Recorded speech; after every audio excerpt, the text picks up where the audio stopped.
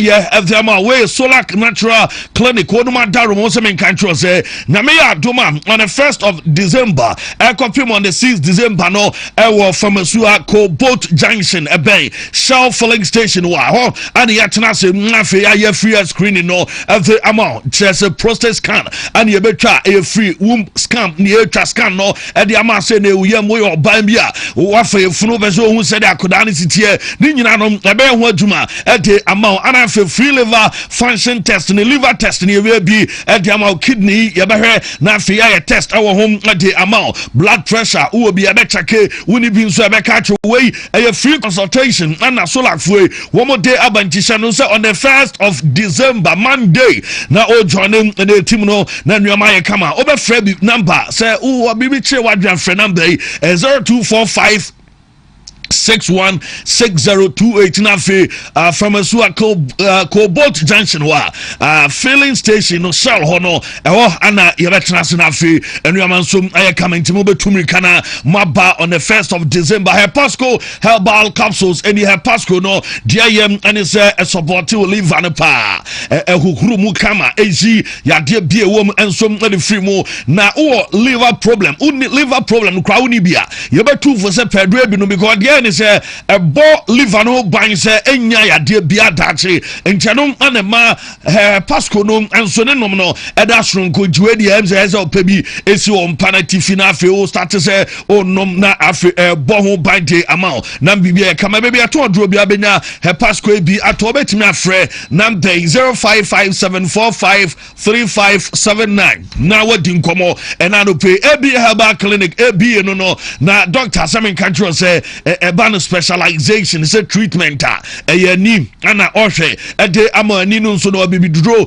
anu ade say retenesu ani no so ana say ene glaucoma anu wanya ni nyina no doctor enso natural say brawe ya mrempembeme ana say ne menstrual disorders or by a how hypertension stroke ade doctor wadro awodem say ade ade ama doctor tena say e wokuma say kwada so dwuna say main market na china doctor enso dini tuma na fe doma hinkro beneza and preschool or also and a doctor Tanasia or Dini Juma 0541565199. Now the doctor Edin Como Lawson Beverages Limited, Dr. Lawson, your Lawson Delayman Beaters in your Bama dear.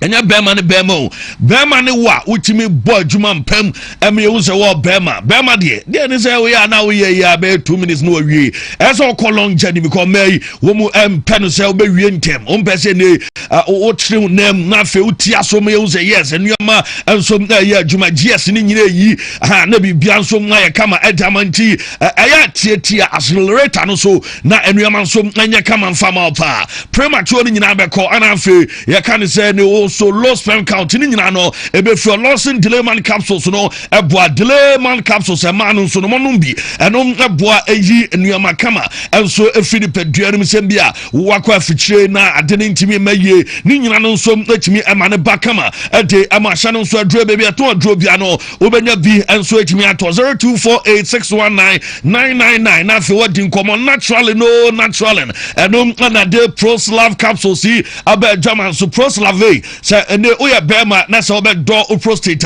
just a one Proslav no anabetimi aboa edine de de pa Proslav nemum said ye tm and say aboa ema prostate no anwoden enso bam so bia make say ojo so na bia kam make say ojo so 1 minute be 3 minutes later kai kwa no wasa driver magino na me say ye biem na manfo di watem wo kai mu masa adan de na ekoso esa ha dwe ebi so na ehye no na awi no uko kasa obesi ebedi watem enti onuma dro bia no beboa Proslav wadro true man no enso premature no ebe free odi amana afi osisi pa ya wadro true man capsules no ana eboa Congo ointment ne bema honam yi anim adawo your barashes egu a unse honam nani no enhyeda nkon kansa mai de honam ani gi range ana afi ebi do mo dia dalanku se mo dia odi eden hanchi anu ahwe no so ye hu ya obenya price na afi no ma ye kama 0249017101 na ye din komo Kojak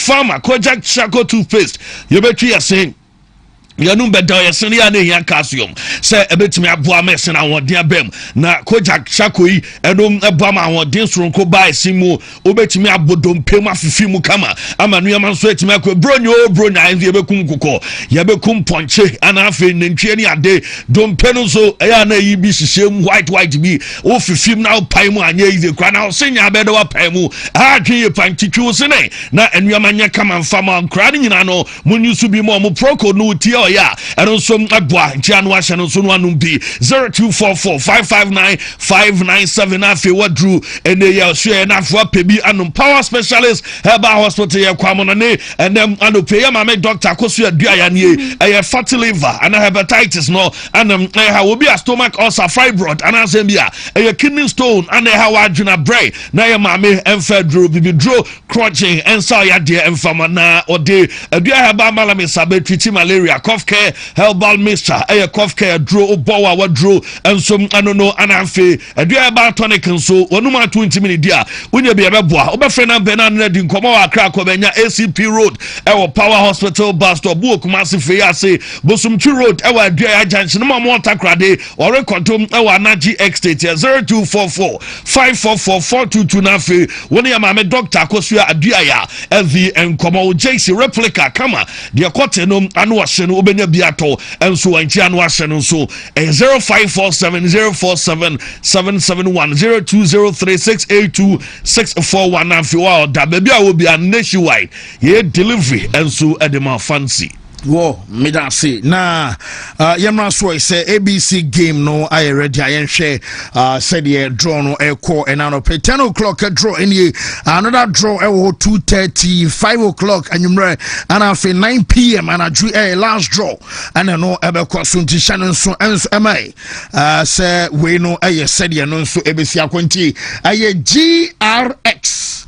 GRX eno ana eye chese die eyiyi enso abasisi ti die eyiyi abano no ntse o choose any of these letters and anopayam ze bakokra boy a wanyeska bakokra boy a wanyeska anti eno no star 262 hash na wahye nso e dia mame CCA say yeah Lami Yama post Emma Casan the last post there by Louis Vuitton and Cecilia what the biabetum 30 minutes ago na Sheraka Amon check Lami Honama say skill wo you Champions League na West the masa ano she ba ko so fa ayi o mo club ruga for no okay no fa players best me na hono ye renewed ana ba ko so ye recharged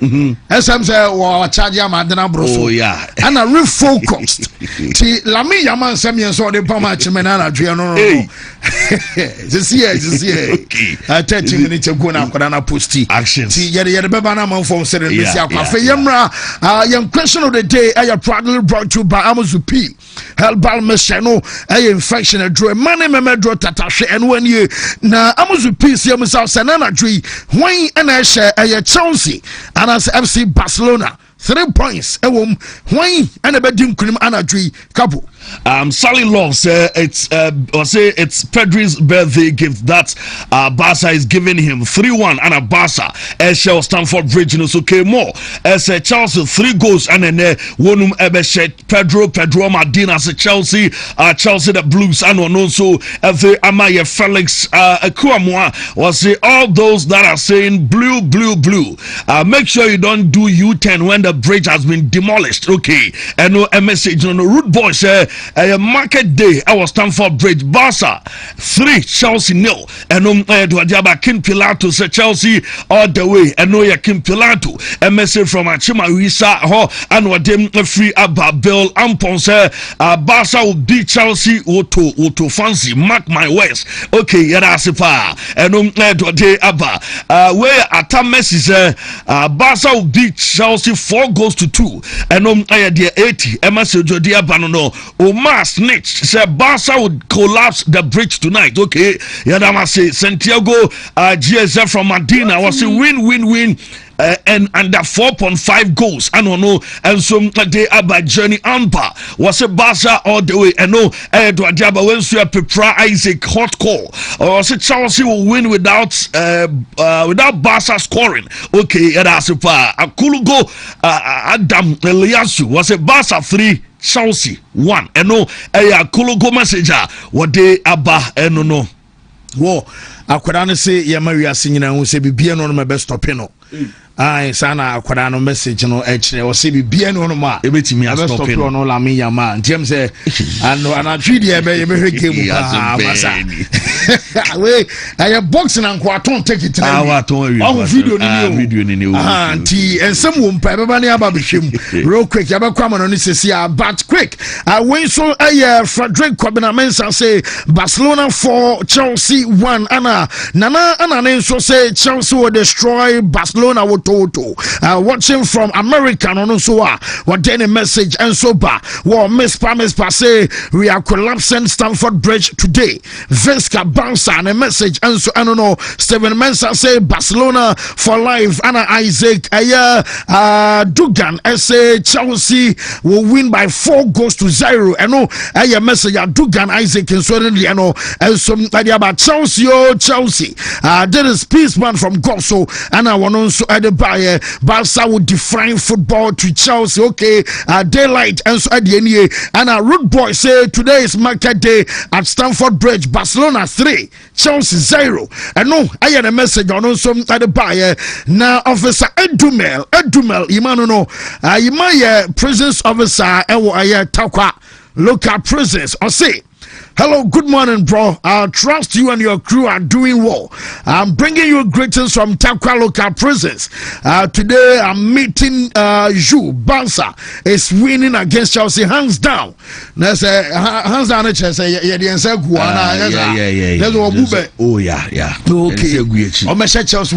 Oh yeah. Imano Madrid officer Edume okay or Takwa prisons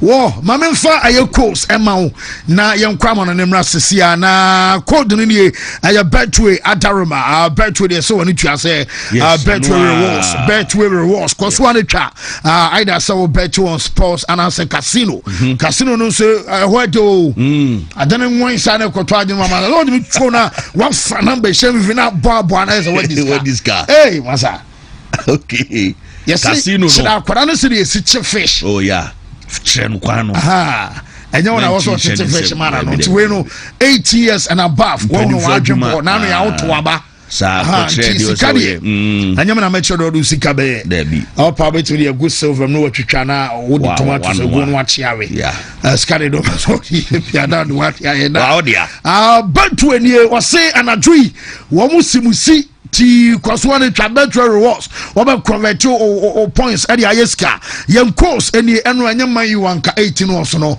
omunko a double chance man you wo dia draw keke omo se da omunye ti yeni akomia se wo so ne man you for awie for this season na so bo akra okwan BW2 3A2 60 31 38 O's Biwom BW2 3A2 69 03 10 O's BW2 3A2 6D C6 and here's 7 O's good BW2 3A2 72 B3 and here's 6 O's and a last code a num BW2 3A2 77 E4 T maybe I mean code we na ko kete do be so amoye ni se na ma san kan nyina bo ne nya kase ba ba oh ya ne e pe de be mo wo 500 O's aha 14,000 off. 1.3. Red card beba match anymore. Okay. Everton to score. Corners over 8.5. Build out. Oh, bet we. Man, to win both halves. To come share one, and I'm coming 2-1 first time. Now the second half, I'm the one I saw Nanka. Can one san cannot pay? Oh, now crazy off. Crazy off. A buyer must say, Kayakwan, mindful. Boys na bo mu dua o. Die omo ye ne de. Boys na bo mu dua Liverpool for Man U ne mu ba bro. Ya crown no Sherlock but quick. Mama nwie na on say no we na ye ma me nipa no. Em say course akosi agi no so amam for so mo ba bia. And nipa no share. Ti as simple as ABC Precious no mo me we no em say Gazette eda so penini ni. Na the ten say we no you say omo we omo the bad police for no trust say for alleged stealing, impersonation, forgery of other documentations. You found justice amwako anu one financial company ba ko na some micro credit ni bia na imagine now do pay the adwan wonni bone asanka wonwa ts so bia around piano pempane fon so chese na moso na omu hu no so a police won saka no so am say wo mo he sa akwa to the see identity number no 0244 127761 0244 127761 ni papa na im say o de yen sa no tmisrewo amomo na because amanfo kube kwa pebosia de practical prediction you saying anyway born the 2-1 against Barcelona.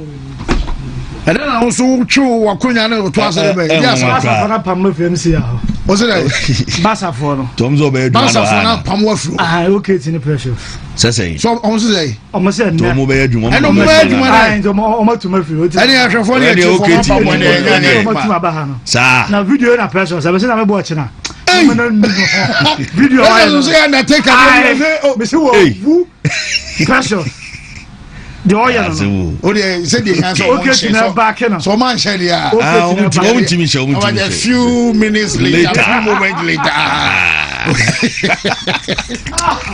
oh you know man there will be fan chance am why okay say we say few moments later whoa yeah come on this is your Wontumi Sports Buffet live on Wontumi TV live our Facebook and also live in caps about Wontumi TV area na what do caps live area source na fe what joining your show and I don't pay and make us YouTube your Wontumi TV live and pay no your live and our TV no digital on the satellite yeah come on your bar this is your Wontumi Sports Buffet your brother song yeah come on Angwa juma no you Yami wohoda Se uji didia Obeya juma Ensachre no you Yami wohoda Se uji didia Obeya juma Ye bompaye Shamachi Israel Yehuwa Ilahenu Yehuwa Ekat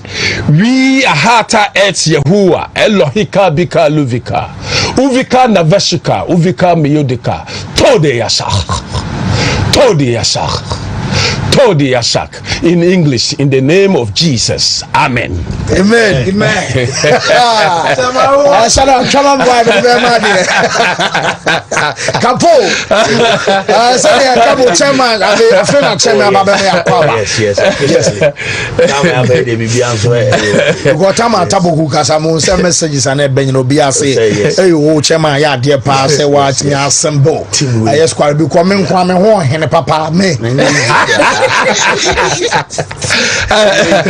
na guess it is how Champions League matches Saudwa I was no Abaso and so no one games I can can 8 o'clock at the end no and also Mabakoso Yababaso Afe and summer manager for Mikel Arteta and Ora ya found some Fansan company Omumi Nyamia Motana one so a game Ababaso Sansa Wabra Arsenal Ababody and Tiabo Abokua, Yavana some Bamunch, some big game class, no, woman, some our form, our brand, Yaber said your managers and a press conference, and some Nabasiako, and what one more chance of coaching, Yavana and a slow down some prosa, Abakosuna for young said, and some Nabasiako in an narrow peno, and also Ababam, our Browbako, a Madrid, almost update our at the far a coach Shabi Alonso, and some money at Dinano, Yabakomna for the update in the morning, and some Yabana Ansana, Yabako, a young Shwefa, Champions League, and also, shall I become a Bobo Fanasa, I am Manchester United, Sansano Peno, what him say, yet the more update, and some by, and my own Sadia after Senra, a Koba says United, a club, woman to me and him couldn't have a Sama Chinamo, not just a Drissa Ganagay, one more than a 7 kum ashini timeta sum Yamani straight red card ama va and some confirm you say I have violent conduct into the moment abeka say bi adeno and some ayen yamoho acha so mo say e free wo kon ade kwa wosoro na chasa wo kon ade ba aya wa bodua say ene wa pantan ne e bia wani wati kwa wutirim wa pampam ba bia obi betache na bia chasam sa e bia or the force ebe kombia no wo mo som afan sa I have violent conduct into na one the red Emma na shockingly unum stories yede ba no pay Emma utibie and some other say enra United for Esaya Shahama Bratema one some ball aye 10 against 11 no one some Everton aye club one some double goal ni na no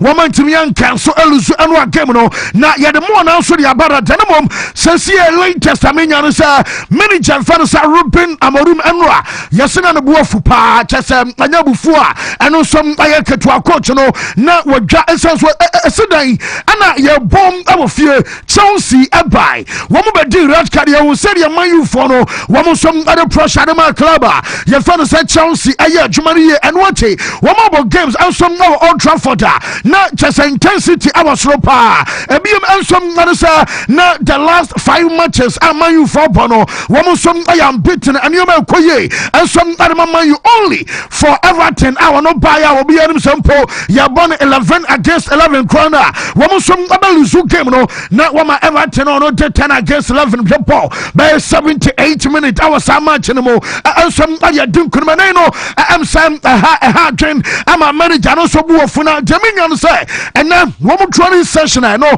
and some other question no metes a manager no be can train and somebody actual players sansa baby abankum so on senwa woman ama Diallo and Chasa Patrick Dogu woman you know some akobenkum so report to me and say manager no some our Julia be ansenwa na Chasa man you omo bankum no na wo you say tatamasa e ban look show name ayo Dogu a Chasa na enya kra aho ana Chasa omo deni omo fefa ya enam some ama Chasa United for no and some galusu sa game enam abaso ama Chasa manager no bufo no and some abaye pa na United coach for Sam Marim no make us say time Ukraina woman bought 11 against 11 never 10 aye better 10 against 11 never 10 that's aye better nana baby also Manchester for omukodu and I say Amatomba was say United abonafe you consider almost one bet me fight for top spot and some our table no so no am say omunyanduru ho woman you far away from Amatomba was say United and some after the game no you be say tie asema coach you fan say Ruben Amorim and so at the two guys and manager and Casano wajatum say United Matumpo woman you far off I am Matumpo be here and sana woman some at me a climb bay at yaba yentie Amorim. My responsibility to explain the game, and today was not one mistake of one individual, was the team. The way we see the results of the weekend, we should get inside the pitch with a different excitement. That is my feeling. It doesn't matter if you are playing well, making good passes, but the feeling. And Old Trafford was there saying, if we are all here to give a big step up, and I felt that we were not ready. Again, these 5 weeks, everyone is praising our evolution. I'm always saying the same things. We are not even near. what the moment we're supposed to be in this club. When I say it's my responsibility, it's my responsibility. One cast what to say, manager and Tom say, I can't come out so a moment who cry more than one sample level. I was so Drew and Sana. What me see a Kadiama Manchester United, you know, what was what just woman and Drew Sala for our brano and some way some coach now. Your father said Ruben Amorim dia to Janano Peno and some our show also and I was say Modern Pano na our form and your resort and pass them and I just want to I can the Aqua and Portugal. Woman national team coach, ayo referencer Roberto Martinez and no some our Sky almost studios as a coach. Your father Martinez so can fall.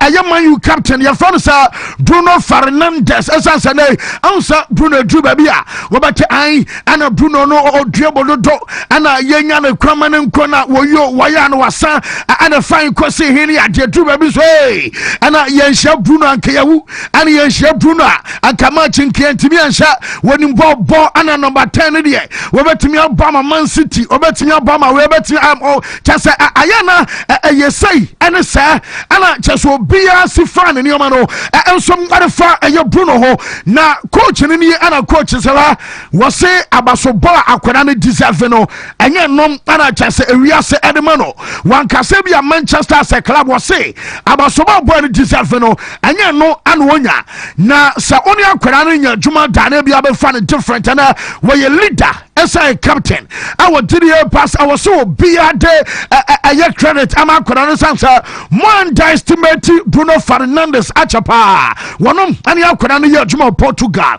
one camp or the city of Bruno Bono and also Messi Antonio what did you about Bruno it is a credit young Portugal our national team coach Roberto Martinez on Bruno. Roberto, that he has been misunderstood. Well, I don't know if he's been misunderstood or not. I don't think he's as rated as you are when you work with him. I must admit that is a joy of a player due to his personality. I'm sure that with Jamie we talk about the positions and the technical aspect and the tactical aspect. You're talking about a leader that he always shows. Is somebody that is reliable in whatever game, and I think that capacity that he has to read the game, he can execute it. We know a lot of players that they can read the game, that they can see what the next pass should be. He can actually execute it right and left, but always with personality. Whatever the situation, whatever the noise around him or the club, he is a leader and a captain, and I do feel that probably doesn't get the credit that he deserves because it's been a very difficult couple of seasons and he's always been showing that personality. Do you think as a person though, Roberto, that he has... Free Fanisa Roberto Martinez as well at the Bernardo Pay live for sure so yeah train Liverpool. One coach I Fanisa na slot tessa one of some other best answer the minion is a local time and some our Liverpool on about 3:30 many also press conference everybody so said about one so prepare answer nyame do gamer one some the PSV Eindhoven Ebapono and no a game I was here a slot and ka obey omubabusa and yabian Alexander Isaac I was so started and as I was so bench and yabiano adan I won bench who go a critique some questions no menya say and no some abem ebium and some other say Manchester Liverpool upon no won find the last best be 10 games and 11 we need best me and sapana jakanino and some I defeat and no I very bad and a criminal at Liverpool and some first be psychologically woman bounce back our Champions League game no and also about concerning in our own seminar I say about conso and in a moment report to me and say or father say Ayana slot Paris Saint-Germain and say more Bradley Bacola what can say some transfer market be now you can be now you corner the links and some Bauyam say fancy no and I just no crown no can ho and I would right now no and it wasn't give for my but sir omukoi but revelation and Ebran said Liverpool cry anymore woman you said also Satana boy way and also question mark about because as I be Kwaraskiliane Desire do no and started one also efus I was so start to my PSG Liverpool cry no yes I'm no Paris Saint-Germain team one also rejected aya boy in move this wɔn nyai akora no ɛnfa ne ma club a yɛfa no sɛ Paris Saint-Germain tina sɛ bia wadwen ɔsɛm ɔmo ntɔn ti ɔmo kɔe na wɔn club no ɛnso rejecte a yɛde update ne nyinaa no ɛnso ɛma yɛgye fa ɛna no pɛi ɛnso ɛwɔ show no so na yɛnkɔ ɛyɛ Spain yɛba La Liga no mo hyɛ do akomo ma me manager fa no sɛ Xabi Alonso anɔpɛi wɔ drive ababɛwuram ɛwɔ training ɛnora meka sɛ ɛma sɛ wɔn mpa wɔ anyina wansane autograph amobi a wenso ɛyɛ anɔpɛi ɛde sɛ wahwɛ ne yɛ ɛnora nyɛ se na no address wei ɛyɛ ne deɛ akyɛ so coach a yɛfa no Alonso na ɔba ne sɛ ɔduru baabi a ɔso ɔwai ɛyɛ Kev na ɔnto no bo ase koraa akyɛ sɛ manager nam sɛ pressure yɛ sɛ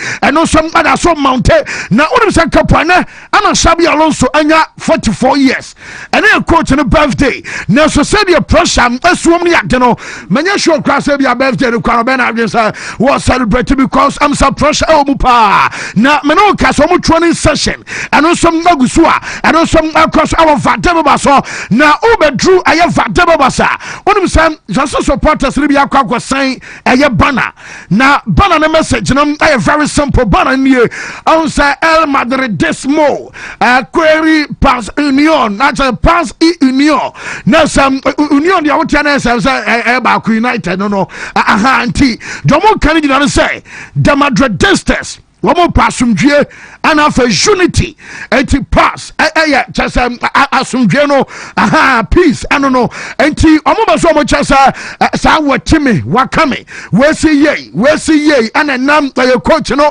adekyea ana wasa yɛn pam no ɛyɛ Vinicius no wɔso wɔbɛkɔ wɔne coach akontɔkwa enti wɔn ɛyɛ simple banner baabi wɔn de asɛn no so wɔyɛ hwan utwa ma wɔbɛhu ansa na wɔwuram nsom awɔ vadebas ɛwɔ abroa wɔn training session no ɛno nsom abakoro wɔn de wɔn say wɔn ya peace and unity ɛno ɛde free ɛyɛ fans no bi aso yɛ nsom ɛde banner no pay no nsom awɔ show no so na wɔn training na ɛno ahyɛ aseɛ no Jamin said, "Can say I kakra manager also metu akɔ ɛyɛ Greece because nyame yɛ adom ɔtena wɔn so akɔ Olympiacos no wunim ɔmo onana ɔno ana Nottingham Forest ɛne dia no yɛka Evangelos Marinakis ɔno na woyɛ coach police wɔ tumi tisi page ne so na wakeka na dia kyerɛ na ade bɛkye wɔyi wɔ gyina akɔ baabi kyɛsɛ ɔtena no ɛyɛ Olympiacos ɛne Madrid nso ade bɛpɔ Jamin nya no sɛ coach no ɔmo kɔduru a wɔne player baako press conference no ensom abekɔ so na afa yahwɛ sɛdeɛ no ensom abɛsi akɔ na onim sɛ wabra yɛka Alonso asɛm from match day 1 ɛde bɛsi na after so almost start sɛ wɔn draw na ebi mu fu so wɔn mɔdɔmɔ na nkasa ɛyɛ alarming ɛsan sɛ bɔɔl na nkasa mɔdɔmɔ no ɛnyɛ gyensɛm ɔmo tumi grinde ɛnya resource ɛne ade imba pansha Madrid ebuada ɛne saa nneɛma no nyinaa no awɔsɛ nneɛma sesa but Jaminya no yɛ shock ne ɛsan sɛ mɛtɛ sɛ Alonso empane toto na Xabi Alonso empane no a the last 3 games owini bi wa draw 2 waluzu game adiama Liverpool 18 competitions no tena Manchester wonim no Olympiacos esha Madrid a womum ebetimi asake coach na fa sa Xabi Alonso ama ye aye Madrid anu aba ya mun kobusa se repetagi no omumado how many days aha anti enonom Jetano say one bet me saki coach no ensom ama ye wa bra oluzu game wa we ensom adem Olympiacos in Chelsea ensom asesa na no promoba training report amenya no say tibu kotoa e buy na mom kotoa say free aye vadebas ansana wo training session e ba start later no de medical report e buy wo medical report and ye domo kan nyina no say kotoa no say o ma diagnosing we ne ye ne kan say viral infection so I'm say I want a digestive system anymore. I just our digestive system said in your coskuna yes you man sadrin as some say viral infection ebemwana just a problem and some other man in onko Athens nibi there's a game against Olympiacos no or we fan some Courtois and some out in just Andrew Lunin as we see now also this season or more ball and to report I mean you say nyame armochina and Andrew Lunin and so ebenya the first official game and by season our bra kotoa and some aye out ebiam womo training na elkosomete said den Hansen entimian training one team no aman kambom and so anya training ebiam good news and sir Shuameni aye training yeguso aye kaswamo daso bodjuma Federico Valverde and some training ana eda Militao one some training ano aye said ya Madrid adjuma jere gusua elkos our bra daswa ya restores and some amaye tefano pay na and some na twetwe ba ni nyina no ansem aniwa yem fama ba hon kwa dia bra medebe ma na deminya no say womum abaso mo chasan long time anyo you see and kai the last time coach be eba Madrid none support from Xabi Alonso, Carlo Ancelotti, Zinedine Zidane, and just recent managers from our banning, and I know Munya near cancer support, and some other free team by a sister who come now, come here, pa support our son Kabia Xabi Alonso, and you know, and the coach in Enyan Chabasana, Nasa or Dampine, I say, ya pa, why dear so, and the little mistake, what about me as a manager, I'm a know some years and son of Pemeka. Woman Mokasem Puna, Emsa Epunu, woman from Nabaswamo Chasa, woman players no more, else I jump Bono Crano, and your fat, and I just and watch a Montempono, and some our firm, and we bought a china where I started, I did to wait them, where free branch, and about where quite where I did it. What can I say? Woman Kobo Champions League game be our way you started, and your group first, so I can't pa, and you give us some performance, and Madrid bomb, I'm some first game, okay, sir. Valverde, woman, I was a match in be. I'm a little bassin, one plus one and a general fine cosine at the match, and some tobacco, and I say, revelational banner, coach and a fusa, a bunch of Valverde, and your midfielder. I was, hey. Now, Fred Baby, more can somebody call Hotro Brana. Morenio Mayo, there, coach, and who I have Valverde, sir. One of I am midfielder, yes, I'm called Kairat Almaty. I want to call Cobos game, no. I will Kaya Yabakabia, Moso, Nanyano Kraman, Bushan for any number source. There, many gentlemen, Fusa, enter out Titan Bobos out too, and you are done now.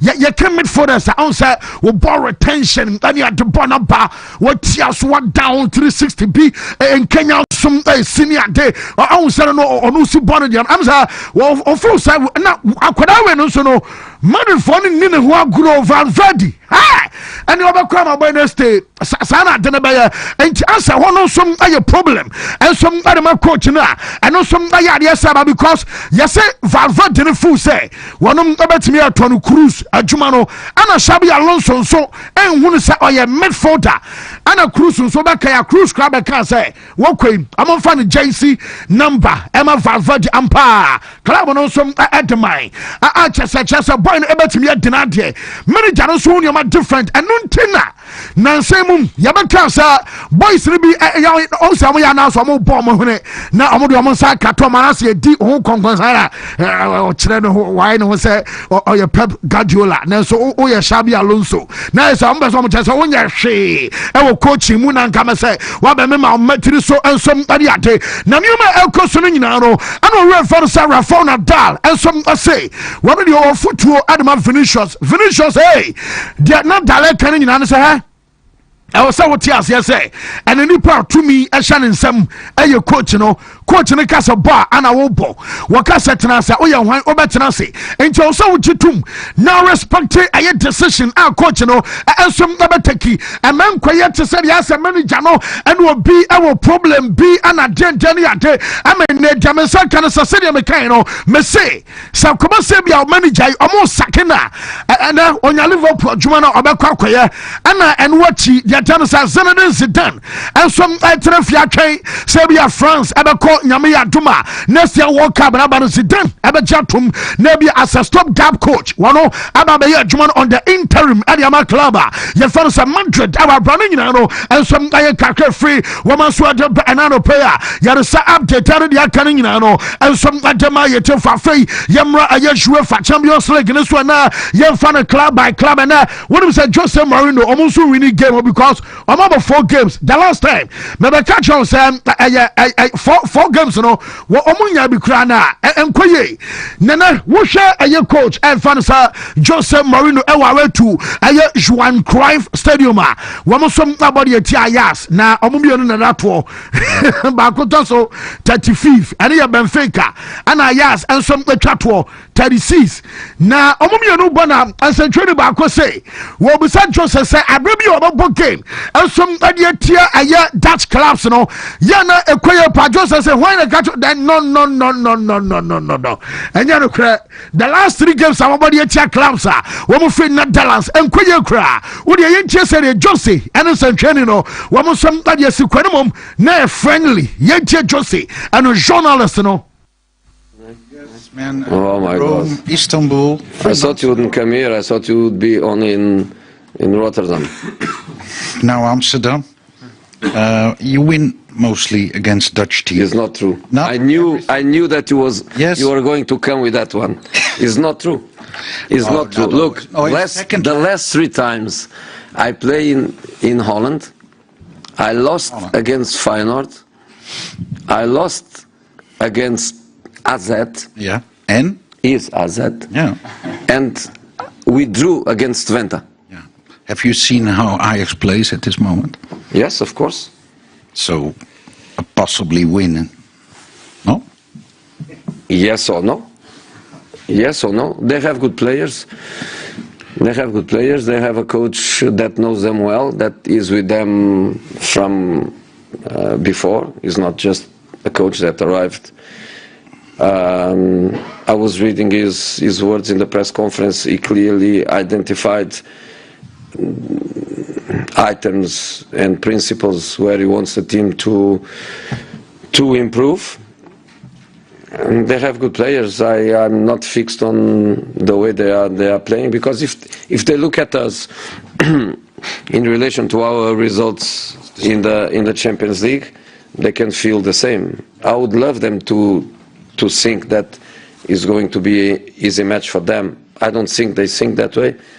I think they are realistic. I think they know that it's going to be a difficult match. Again, yes, man.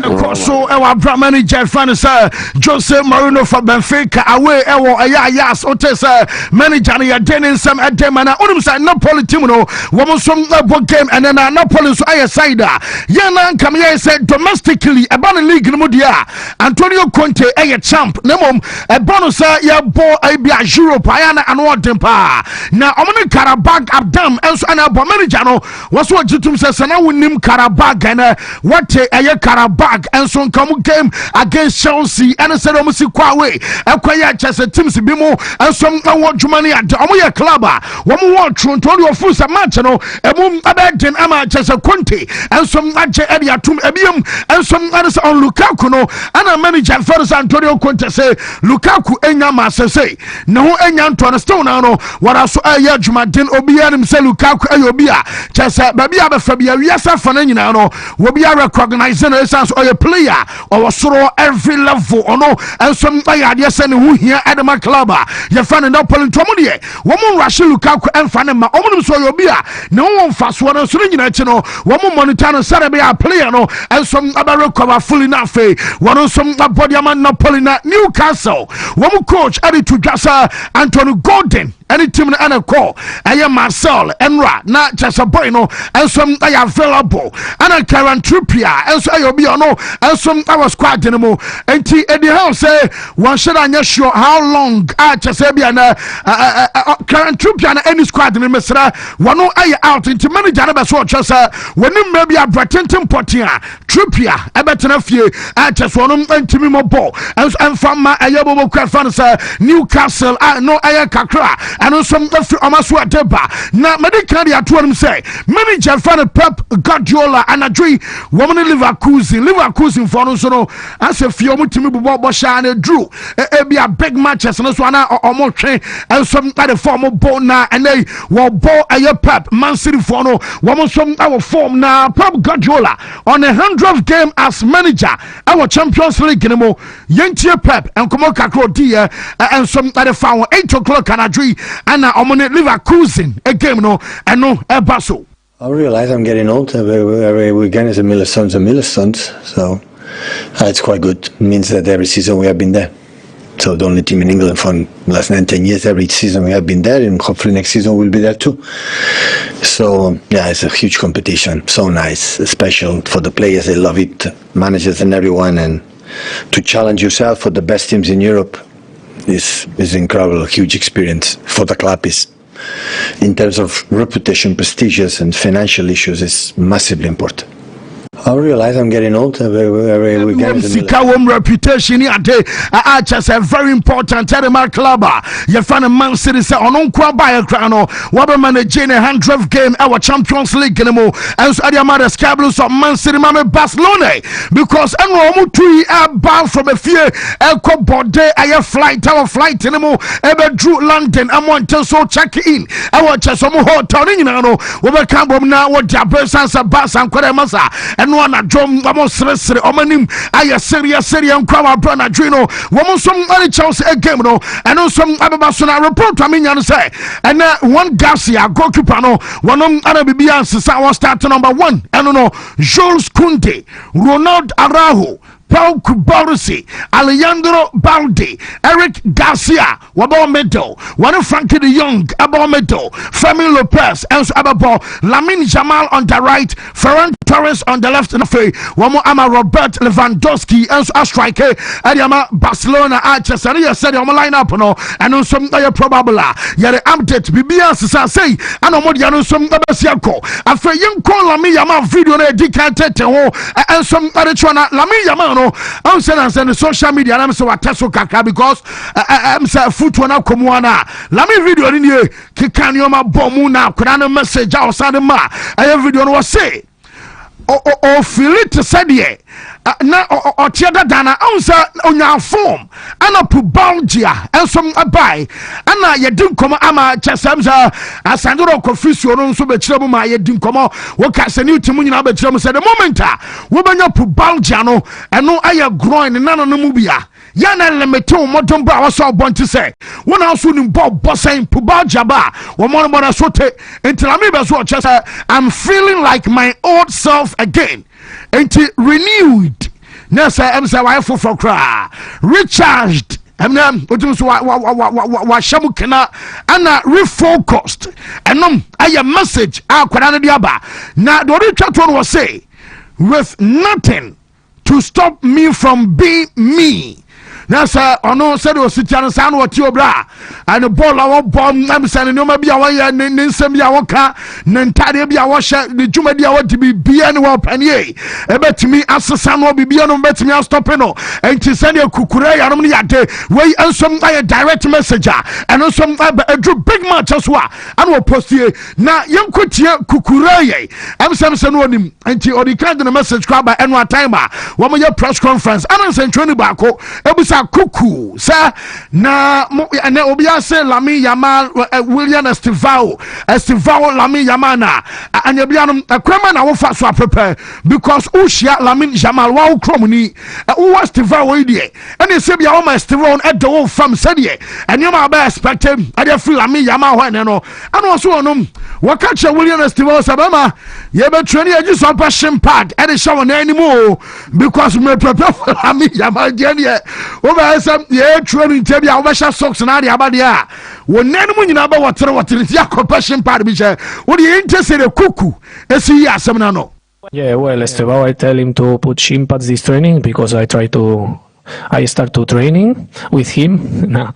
And now, well, it's difficult. This kind of players is always difficult play against them because they have a special talent, a lot of quality. So I think it's not Lamina versus Cucurella is a big game. We have my teammates for sure try to help me, and we need to have a big game because we want to win this game. And it's a tough battle, but hopefully we can do our best and win the game. Yeah, well, Estevao, I tell him to put Shimpa.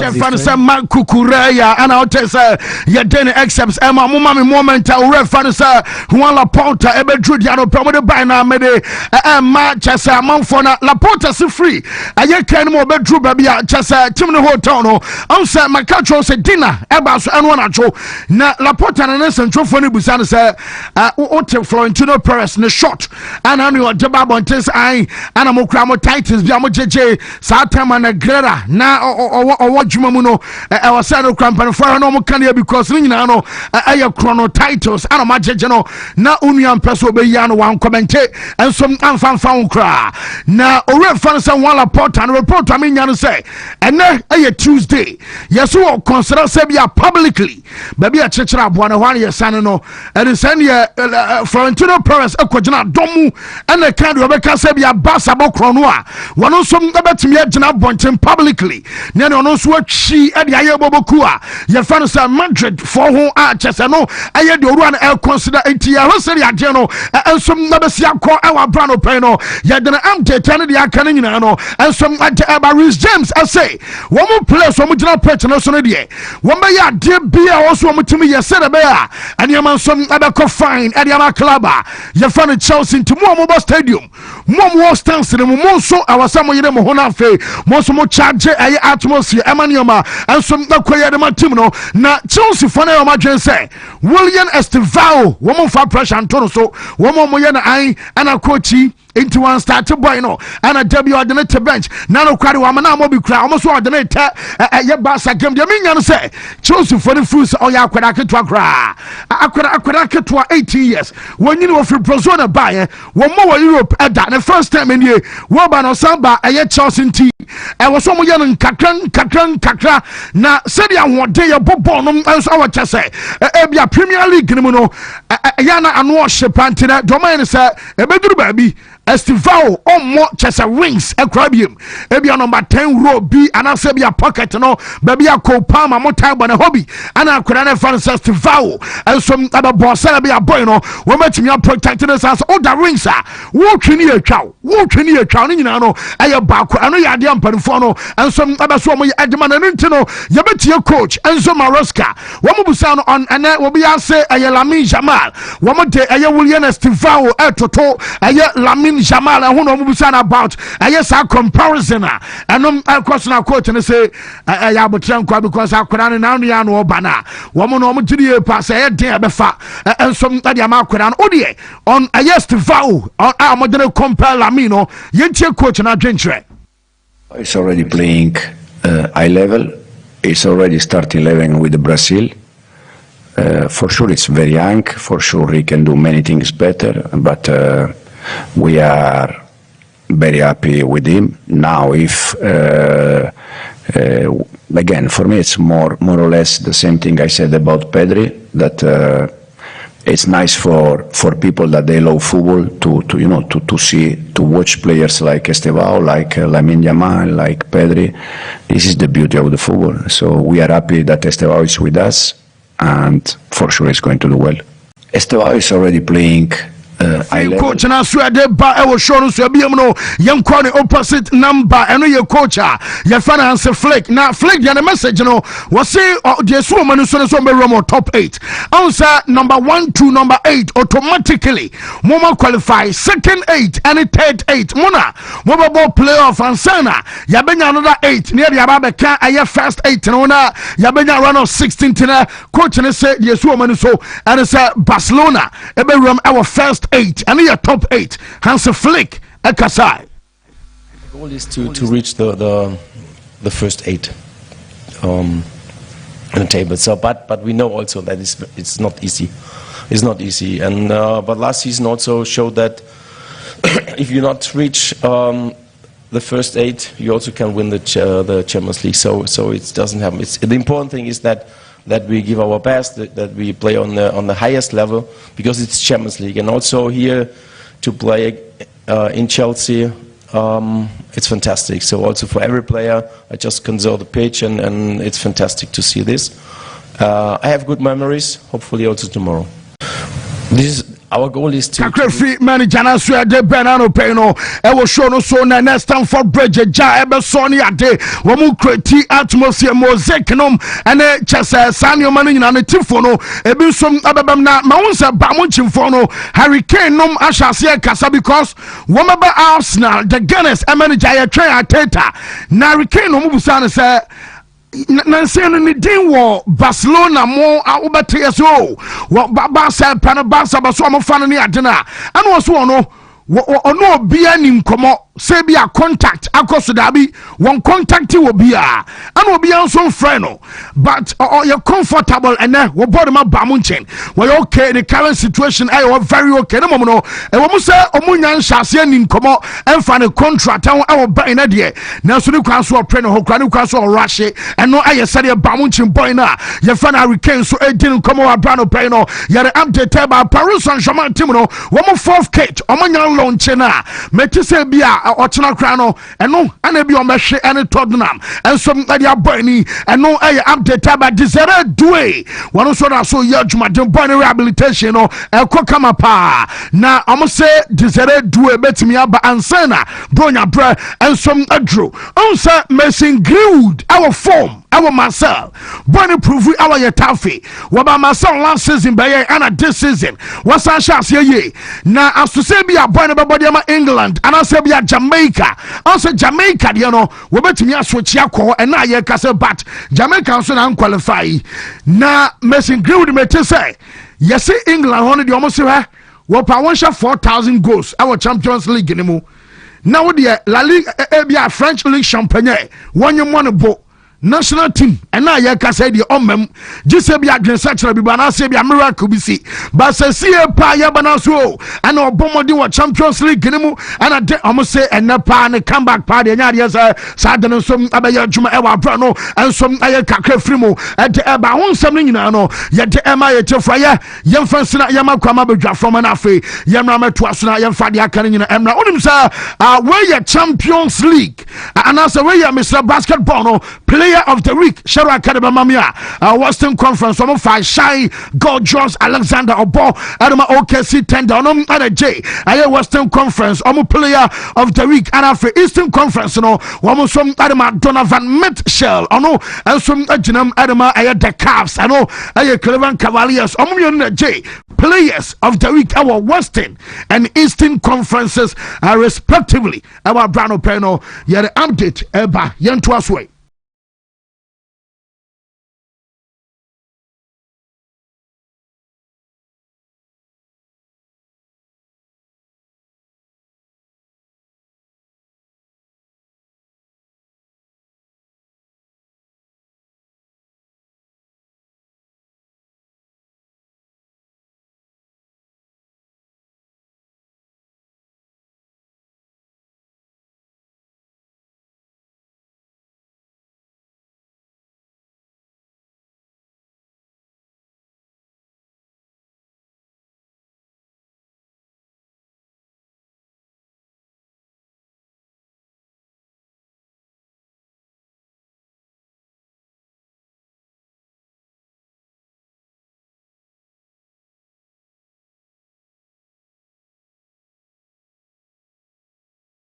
Juma TV so digital satellite here so say anope ye behwem eno amanyu fo no ma nneoma say ya fe Champions League matches because ni nyina no benya 10 enso de amane say week we a tough week say Chelsea ball Barcelona na weekend omo ball Arsenal nyame anum so ochena Arsenal so be ba munchen ti ano shepa na bibia find the meza ya oboko bibia eboko de Ose bibia eboko de oh rather do me way correct ale na so wonti ase ale na wo sere mamo akwa ba wo sere no aha let me come message you before Ose enya no credit da bia me timi hu message we out phone Ubo se bibini singu swara sere yonko wachire do okay say this is anything that we na so wonti ase da we don't need to na we me say this season we don't say to we say to we bian dem ni o ma wi oh this season we na no ma wi me say this season me ni o ma wi on pe kro mon toton on fan to apon pantre so tutu oboa masa no cre. Nya no cre. No cre pao. Nya no cre. Club no da wakuma fo pe. Oh there be. Free say. Amorim ba Manchester United. Lose we pa ni loser. Lose we pa ni loser. Baby, I love you. Amama who say? No. Of my heart. The bottom of my heart. From the day. From the bottom of my heart. Like Vezanyo. The treasure cry. Damako mapunoso. Minu wagro. Baby, I love you. From the bottom of my heart. Mo. Amorimbo. Oh, yeah. Sato hor mama kakra bi. Eh. We ashikwa kokona she. Ere kokona she. Kade sharak mo yo. Sharak do. Na we na say in the Manchester side. It will be ntumi ye editing bi a. Ah, wa she man you. Omo be share United say we timi shamro fru ni bi no. Obi sha kom ye United ye. Enyum no kro na. Yeah, sure tade. O share United atade no mo famra. Wo, mo me nkomai.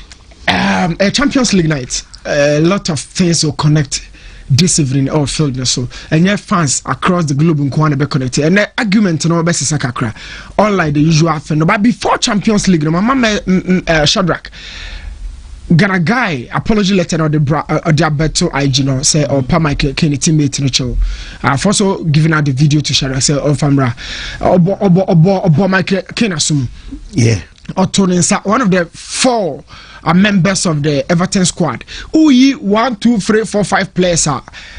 Omiye key premium ma Everton pa no. You know say Grealish ma ba mo ye juma. James Garner mo is also a very key members of the squad. But Idrissa has been one constant member of this lineup. Now Okaya oni indeed no mo say omo biti amanfo.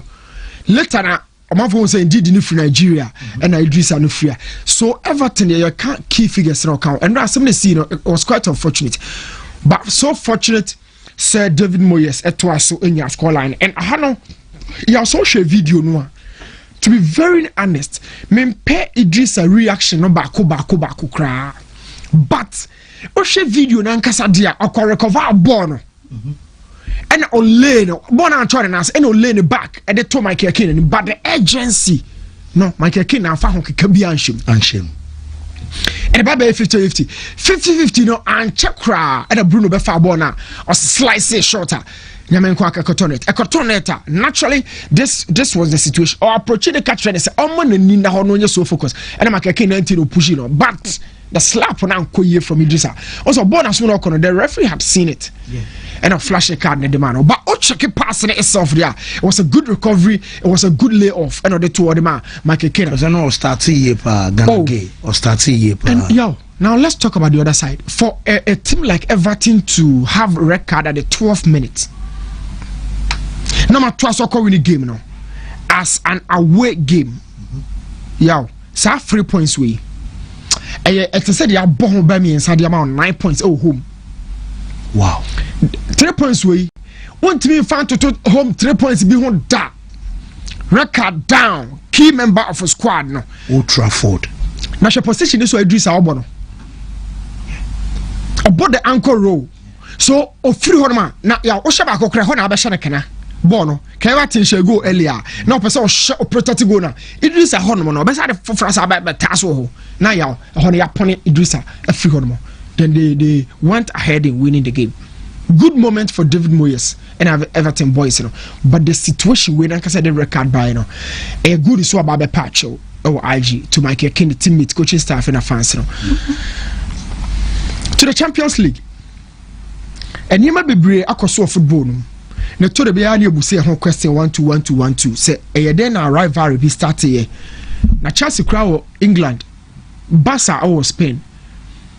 Then a time be about you in terms of you about Champions League in but a free run you remember in a and the Chelsea for fans I can almost start to post and the social media near so much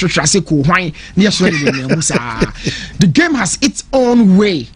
Our fans efface treat and the new trust in Ubeche but me person me come na me connect history at the time na Chelsea sorry no major clubs are or didn't who to chew or a year more dear a man for so recognizes there's a young club will be all bar one of those clubs Barcelona. Now Shadrack quickly ma I didn't check Brisa stories in the dorsal. On me Chelsea hosting Barcelona 4-2 2005 no. Before that on me saw lineup and I mean discuss it been show. It was a lineup one not represented the future. That game no members be a lineup no more. Na kwa say ene ya mu mu say hu mu bio. Ene mu hu mu bio no bia. But this game no e bia na we be buy the return fixture no this is from 2005. Wait, I found a Peter check. What's your sequence? The following year, the share Ghana World Cup. No, now JT Carvalho partnership, not twice over here, one of the best partnerships in the world game. Yes, JT Carvalho 4-5. To say they bought Ferdinand the son of it has been part of the discussions in Chelsea discussions, Champions League discussions about sources. JT Carvalho. Partnership no grow bedru so but I share this formation where Shadrack in ready masama no way if you UEFA for an official site masama na transfer market dey no it had a variation sa 4-4-2 ya hu no next also Good Johnson had just left Barcelona so o share transfer market dey no eno nie 4-4-2 different types are on the back game no this is from Jose Mourinho the din egu ase ho no now on about 4-4-2 with another variation of 4-4-2 krona. And your 4-4-2 a very good 4-2-3-1-4-3-3 Sembia 4-4-2 it varies to the same 4-4-2 but with different rules. It will check the first one now. Shadrack and slice in the back quickly. Yeah, check the first 4-4-2 no. And the more standard 4-4-2 traditional no. Yeah. Me no and China with the speed. Jaco and then Damien Def. Perform no more hard pa. And our Kesman and the Good Johnson in the final third. No about Benjamin Makelele, ne Frank Lampard. A box to box and then a sitter. A typical standard 4-4-2, but by virtue of the brilliance of J. Cole and then Damien Defrint, that formation it has Mr. Sam by interior forwards, half eight. No about Frank Lampard, a typical 10 behind two strikers. No one Makelele sitting in a diamond formation, still 4-4-2 corner because you still maintain your two strikers up top. And the Shadrack can cut transfer market how or no that is when you understand the variety. So what would the idea na 4-4-2 na asesana. So 4-1-2-1-2. And then 4-4-2 diamond. Nice. No? Diamond. On say diamond of 4 different shapes. And we omukura basamuyi. Na dey me catch on say Carvalho JT partnership no na afei na ye wo no. Sorry ba. The same Barca lineup no so no two players be in the future. Now mo ba be form a solid partnership. Shadrack and Role ni anko. In that game na Deco onkoye.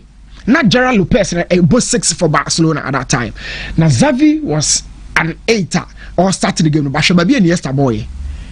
And Iniesta was part of the attack as a right winger. Babi and Lamy boy. And Iniesta because Iniesta now and this role now Babi born later 2005, 5 years later in South Africa 2010. Now drift to go out wide because of that capability. No, not by inside. No, tamo record. One of the Koshe go no. One of the Koshe go no. So this was the lineup of Barcelona so the game we now game we know it was basically for one player we see when Ronaldinho game winner Barcelona Makelele catch Ronaldinho say sad dey na wo here you spend whole be nya time ma wo no enye game we say mo na game we say mo omo we say on press conference na say dey no catch no yeah press conference say that twice game no nya no Spain because I dey on for 9 ko Shadrack me game no that game really defined Chelsea 4 goals. 4 goals. Good Johnson here. Na fe na mo ato na game we no. Then tia me sa come achi ne say e benya replica e wo na die num. 2005 Chelsea was carved out of a typical English approach. Okay. Not too much possession. Not too much short passes. Direct long passes. Pass at 8 ya cry about 35-meter distance because wow. Let's go quickly because Jose was a typical Portuguese manager and buy English game no sa no. So on say and na second ka say boy foul. Nyina so nche. Near direct nature of play. And then Joe said they were setting up the template. Look at Barca defense. Oh, they admire.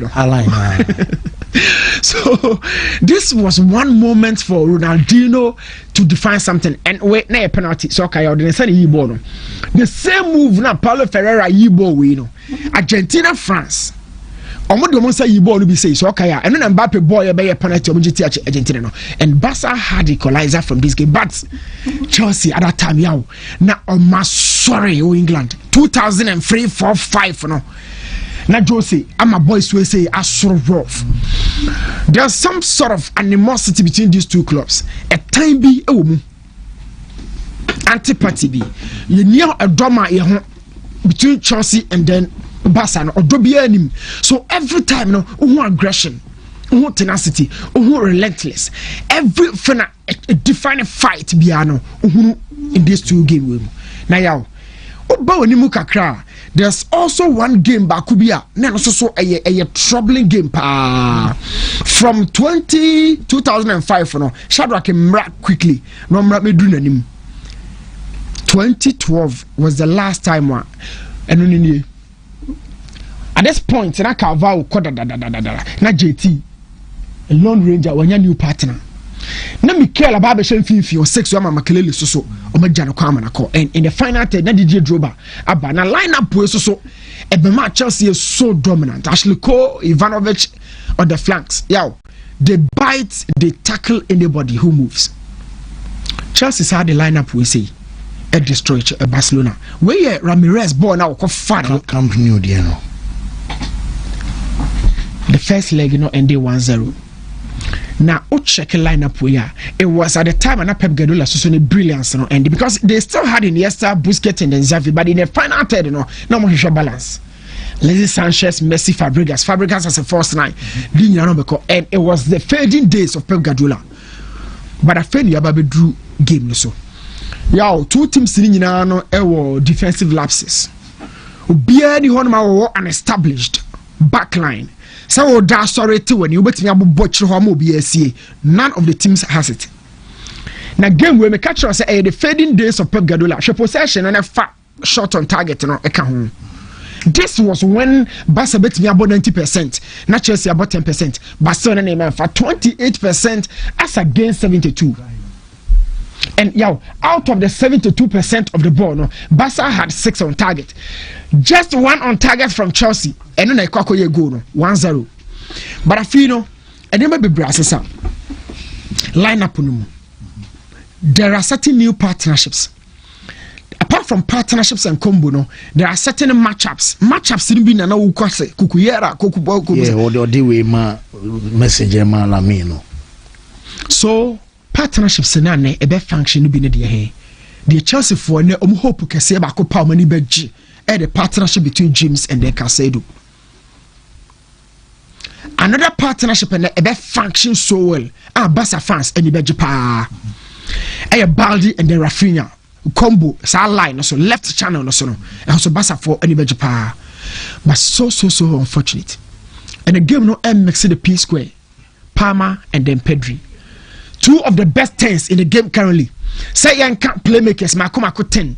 These 2 boys overboard Mudin the account, but unfortunately, game the best Messiomo. I would want to talk to the lineups at 2 teams, probably on both media Bamu, and to start with home team on Chelsea.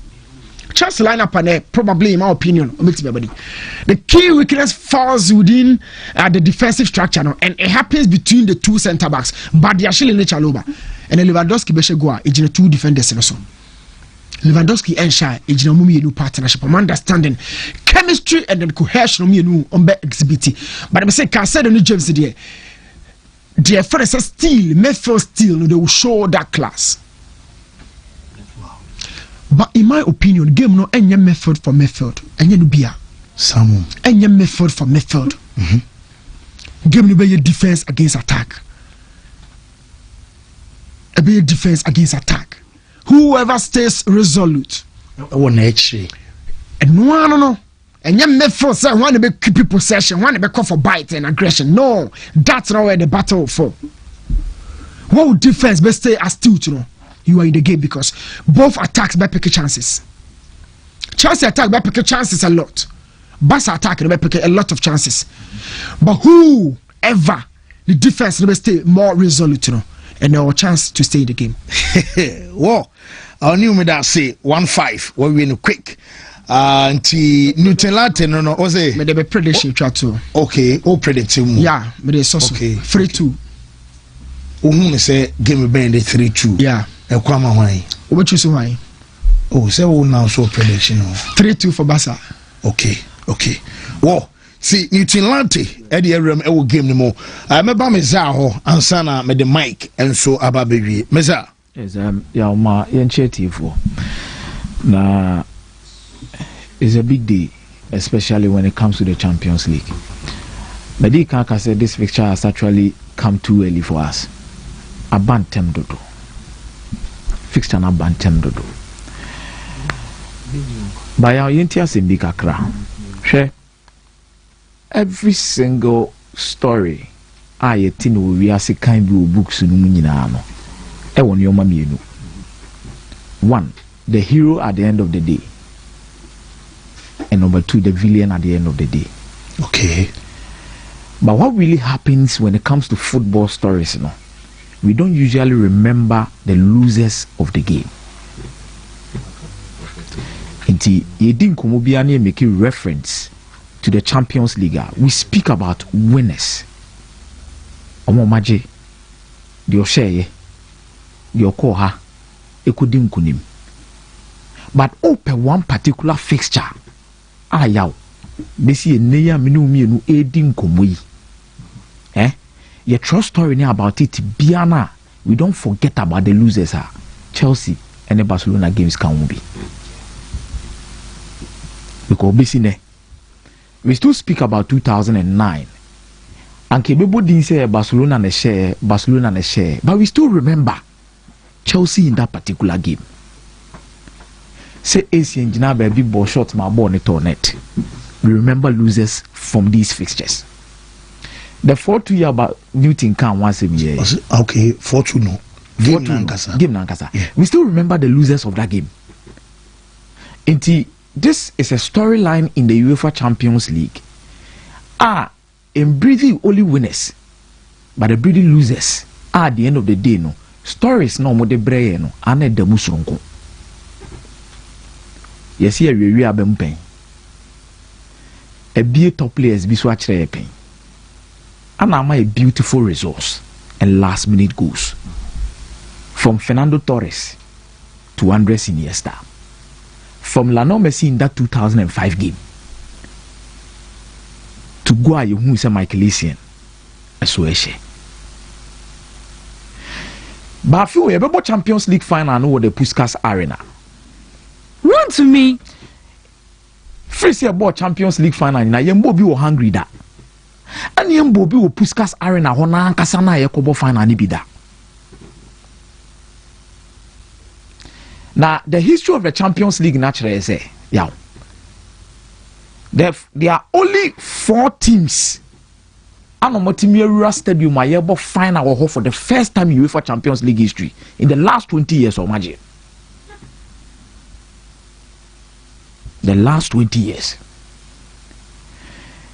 2014-2015. That was the first time I ever final at the Olympia Stadium or Berlin. Barcelona Nigeria. And Real Madrid back to back 2017 and 2018. Cardiff. As I recall the NSC Olimpijski Stadium of Ukraine. That was the first time the Millennium Stadium was hosting a Champions League final. That was the first time the NSC Olimpijski Stadium was hosting the Champions League final. And at Liverpool, the Wanda Metropolitano, that was the first time that stadium was hosting a Champions League final. Then the 2020-2021, Estadio de Dragao, that was the first time we hosted Champions League final. And at Chelsea Beji. And 2 teams are here what Champions League final and stadium in the last 20 years I have in the history today say you bought new stadium a woman ageno a mum you know and then you bring a full so final also Puskas Arena. being order. Now, yaw. Medikaka said the group stage will never determine who is going to win the Champions League. Name the significance of this particular game transcends beyond the usual thought of say we just a group stage game, because in the last 20 years, you have final a new stadium. Teams mako and 9. Oh magia, emumienu, and ebesiaka and emibri. So there is definitely going to be an eye and a project around it. Say no, this is a game I'm a sure. It gives me different confidence. For Barcelona, tonight could be a baptism of fire. And I say, Bia, Name fixture we say Muswa de Kodia Mammy Pen 170 say, a yinko phobi pie. Wontumi. Now, a bianco phobi so. You see, last season, we watched the Champions League and we saw the kind of quality of players be to sell Lamine more than Eddie. Bayaw. Oh, per stadium back, we a Barcelona player, so you went the pan Stamford Bridge come. Okay. Champions League no asasi bia ye bobo no so e kai wo na you pie na bia so. Intina after the game at the Stadio di San Siro, everybody was talking about Lamine Yamal and Ballon d'Or. E di entia because e bia no so. The Stadio di Santiago di Bernabeu. Ye be boy we obi ase Lamine Yamal ye man award say, ye nya ni say because e bia no so. Name league and the Champions League is different. That is why the Champions League will always remain as a myth due to its ability to endorse. And an anadri Lamine Yamal le Stamford Bridge. It's a big responsibility for him to make a statement for himself, especially Abra. Wako PMO Ballon d'Or ayakoya awosa. Oh yeah, you as a we are seeing now on the second best player we are seeing. Number 2, these games are made for Chelsea defensive midfielders. Niti bubo di ne bo mo so hu.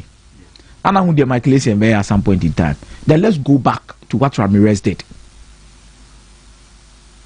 We go back to what Frank Lampard did. This is a fixture made for Chelsea midfielders in the history of the game. And commanding in our swab begina Moises Caicedo so say yaw. Ye boni di na Caicedo ni mbobo. Caicedo ye cheke top 5 defensive midfielders so we are say Caicedo ho. We are having all of these conversations. Now, at night be say a type B Chelsea midfielders so the opportunity here to make a name for himself. It is a miko game now. Your quality players on both sides. There's Rafinha, there's Lewandowski, Lamine Yamal, Frankie de Jong, Obiao. For Chelsea, there's Enzo Fernandez, there's Estevawa, and non-numero Subetima Bonesu. There are a lot of key players in it, but I think for 2 players, personally, me and Metia, me made many Bakoshen and Anadri, me name Bakohe, but me, them many Bakohe. Moises Caicedo and Lamine Yamal, they will be able to an influence in this particular encounter. 7 points each. Bayaw. Barcelona in the last 8 games on Mabuetia Chelsea, ewa away. Oma wini ba akope. Wontumi. Oma wini ba akope si. Ba akope si. The last 7 games to 8 games. The last 8 games. Barcelona. Our away against Chelsea, Oma wini ba akope. Oma wini ba akope si. And yaw, this is becoming an English dominant UEFA Champions League. Yamfa she trim. Barcelona ne team ba kwa watimi a travel about England aba be show bi a wa hye ne de ne ko Newcastle United obe hye no sa 2-1 na o de ko ye no. Free work no Liverpool crampo achi Real Madrid a hye ne by 1-0. The English teams ne the Spanish teams in the Champions League mo afi we. Atletico Madrid abeje ne de. obiaba odi obeje no de ko obiaba no obeje no de ko. I don't see this game say obi be shena 2-0 3-0. The entire makers asem say 18 Champions League games for Hansi Flick at Bayern Munich. 18 Champions League games for Hansi Flick as a Barcelona coach. Yow, omu games in produce 0-0. And ebe ma clean sheet say be we game no na Barcelona asha na Bayern Munich kan hye bi. Ye be we no na bi abaku bi wa hye. No wa hye bi, no wa hye bi o. Na mum we mu mienu no last games of my boy in the Champions League no mienu pe na group stage games. First one the Chelsea winning 1-0. Second one omubo 2-2. But I think yam for be a henche ne be hye na anadwe yaw any Champions League ni baby and nam ne the kind of results at Chelsea nya in terms of favorable results against Barcelona wo fie na yaw and anadwe just Barcelona ye nyoma bi e bro so ansa na matimi akɔhye Chelsea wo. Because the numbers favor Chelsea, the statistics and everything favor Chelsea. The history of the competition between these two sides when it comes to Chelsea playing at home in the Champions League, it favor Chelsea. Yow, anytime Chelsea be eliminated Barcelona in the free Champions League, man, Abasa be eliminated ni biano. Last time Andres Iniesta be ball on the share. No man Chelsea see Chelsea 2-1. 1-1. Yeah, Fernando Torres. Eko pre boy you ko say wunua ho de ball ko to net Victor Valdes. Yow, ye ball no Stamford Bridge na results net saying. Yes. Bridge hono. Basa ko muntimi mungu.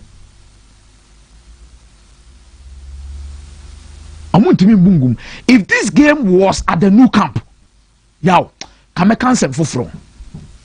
Nemum, bona be pie Stamford Bridge no. Yow, ene amana be ekra be hwe ama adwuma na ya den di amabasa fo no.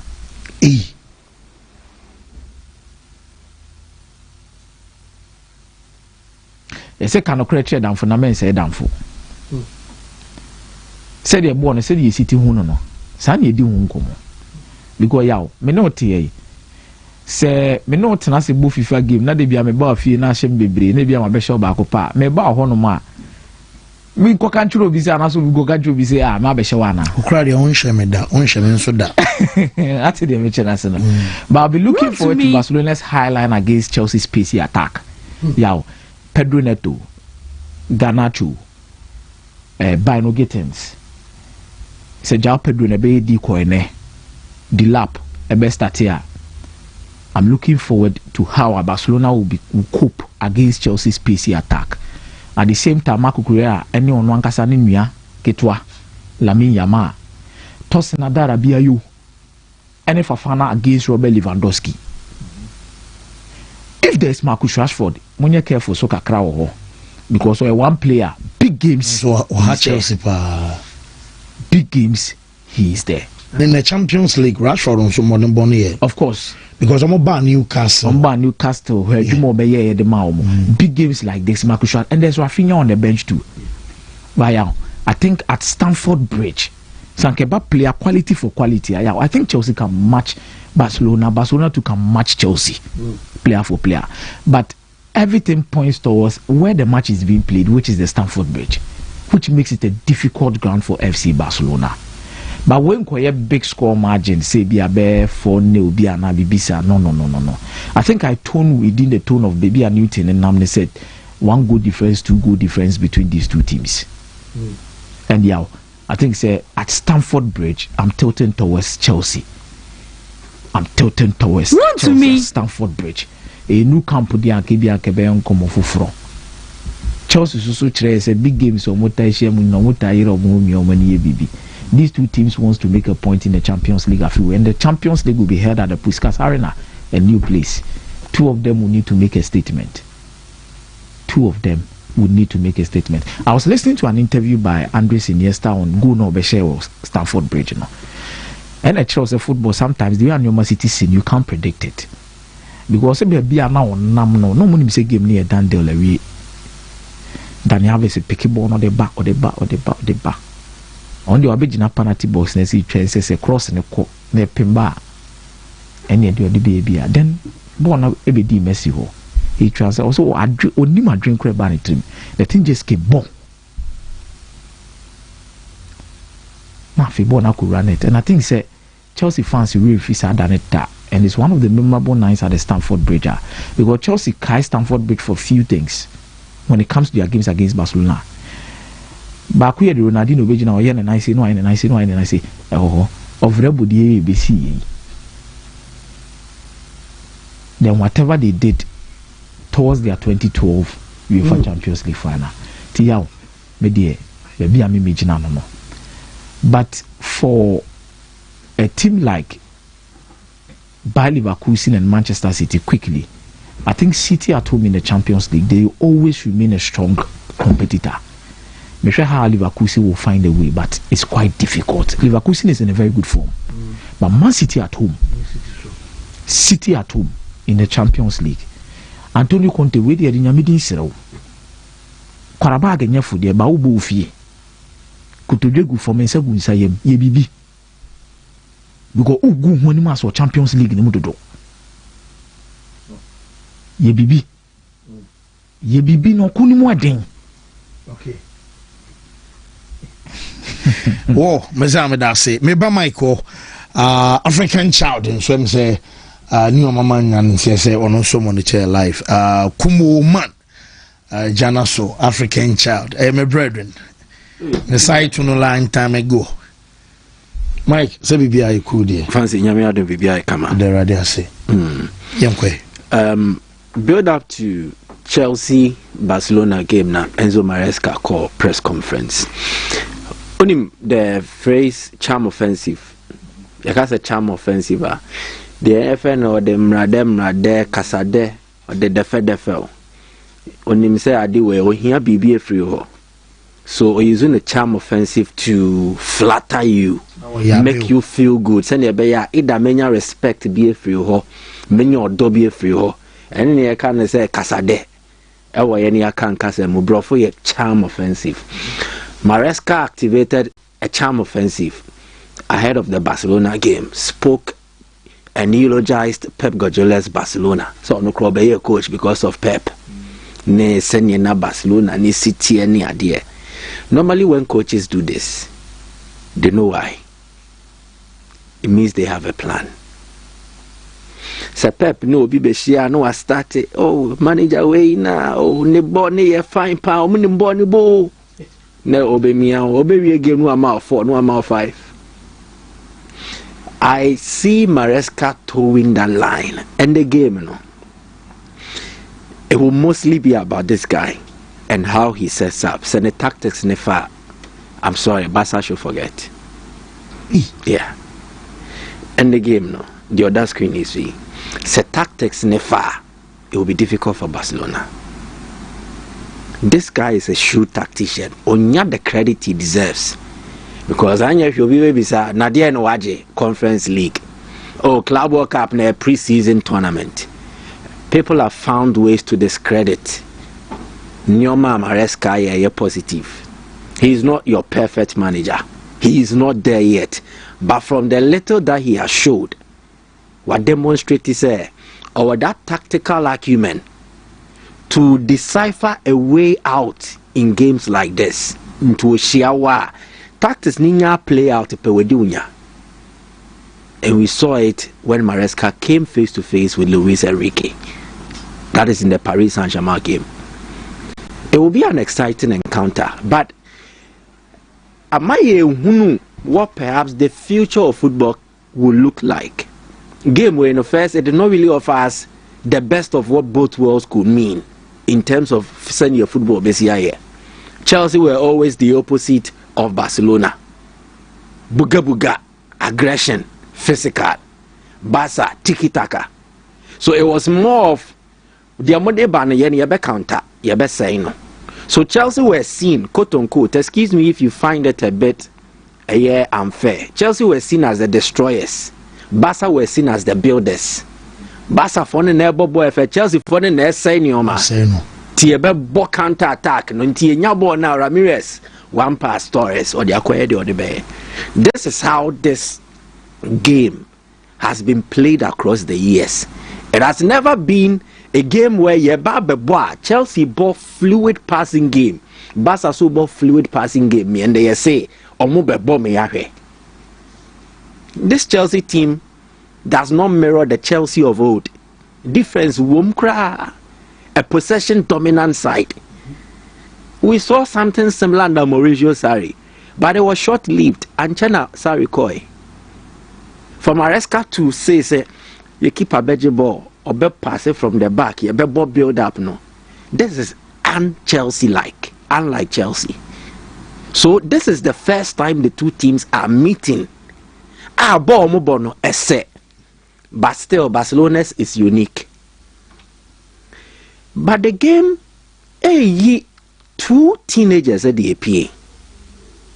Estevao, Lamine Yamal. Maybe someone take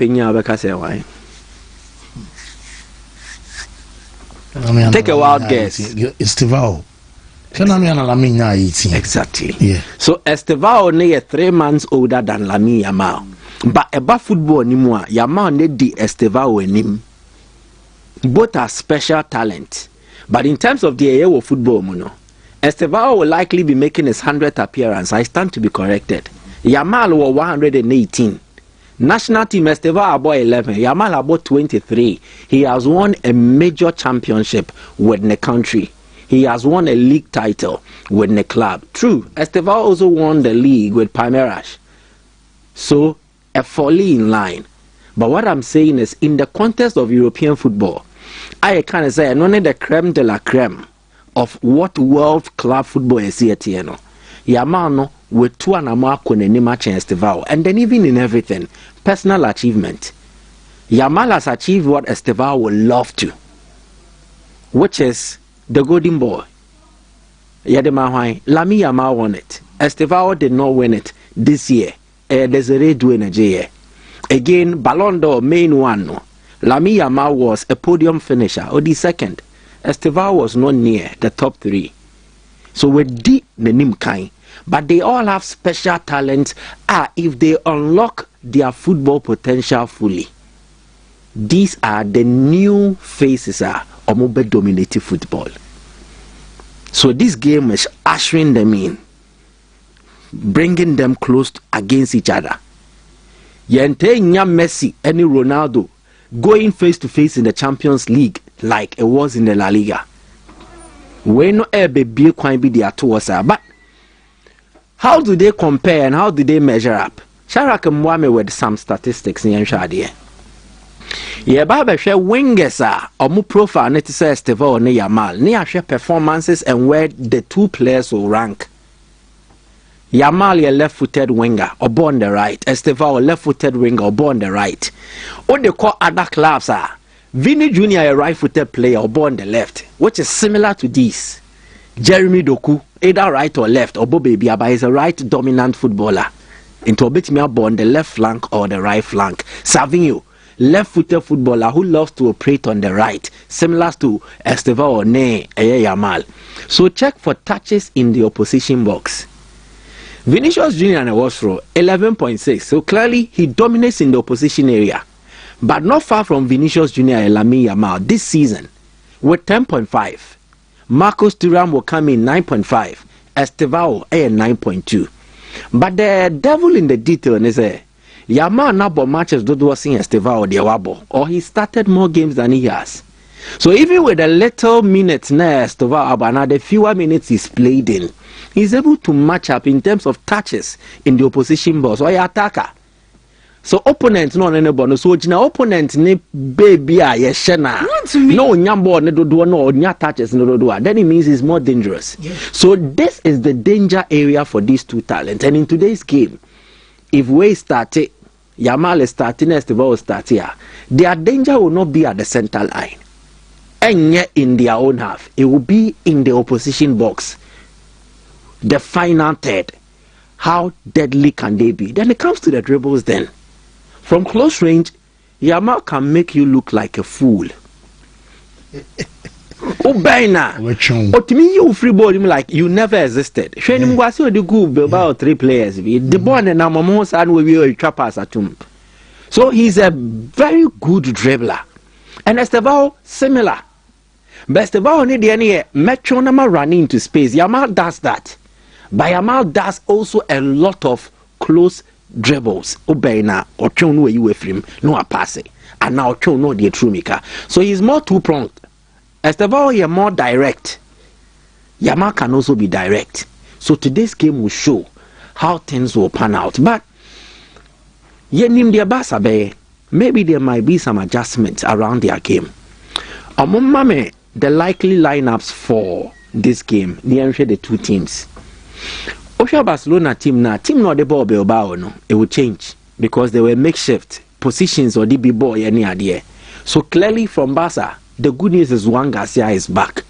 So Garcia ne available. It prevents goals at Barca be considered a match and say 4. Garcia ne to sumane be 3.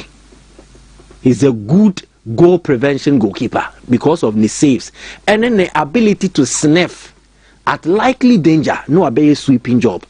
Sani Barca si born ball no. I just want the lineup. The likely lineup for the two teams. Yeah, exactly. And the Onoba Snefe had a chance, then he will cut it out. So he will be there. I doubt if Araujo will play. Minim the status of Eric Garcia. Whether so are you fully fit or not. Andreas Christensen. I think one of them will be preferred to Ronald Araujo. But let's stick to this. We're from the Times, UK. Jukunde, a ball as a right back. Alejandro Balde, depending on Onsone fitness level, will play as a left back.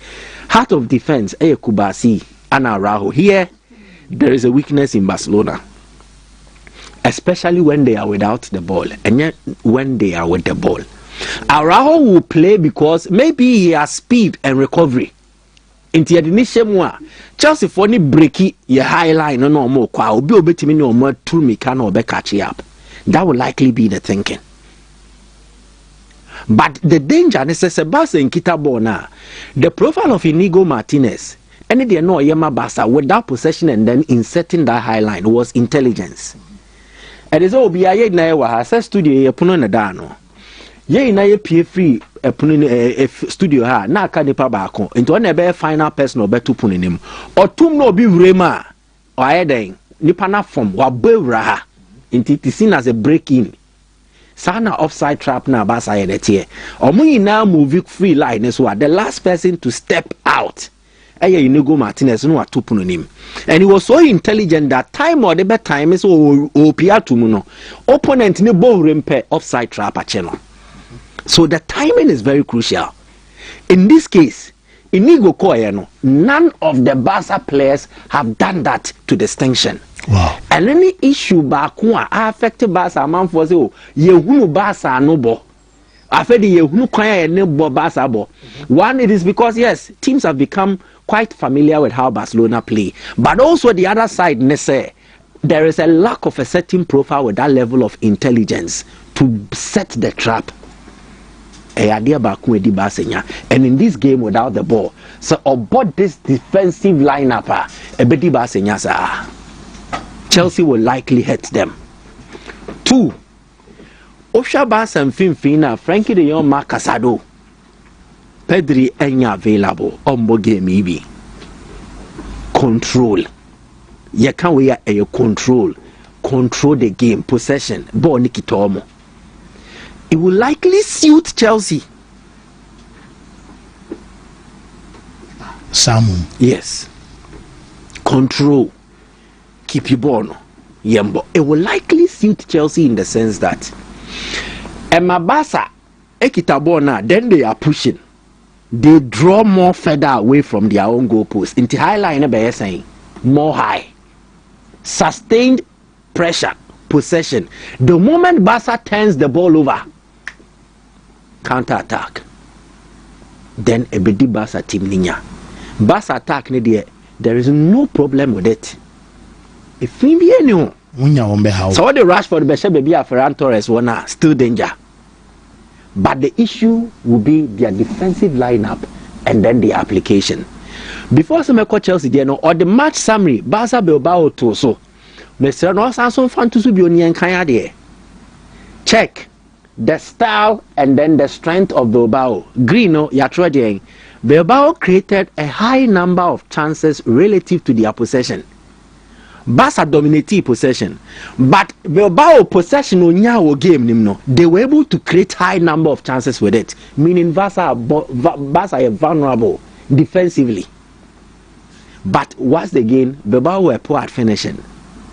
They lost possession often. But Obas here became blue now stars now.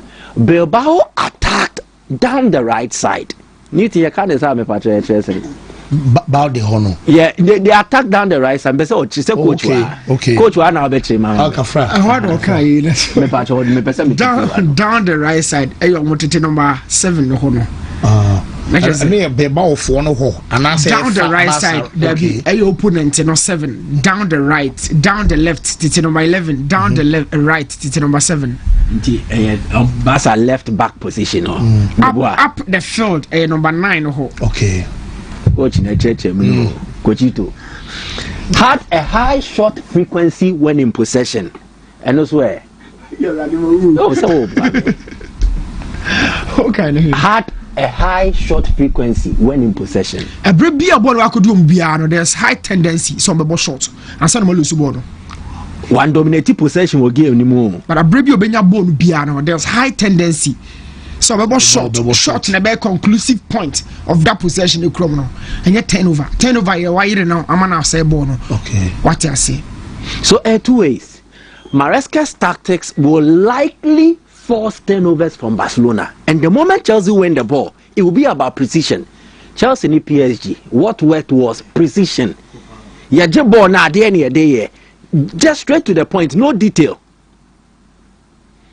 Check Barca star now. They dominated possession. They favor short passing. A typical Barcelona.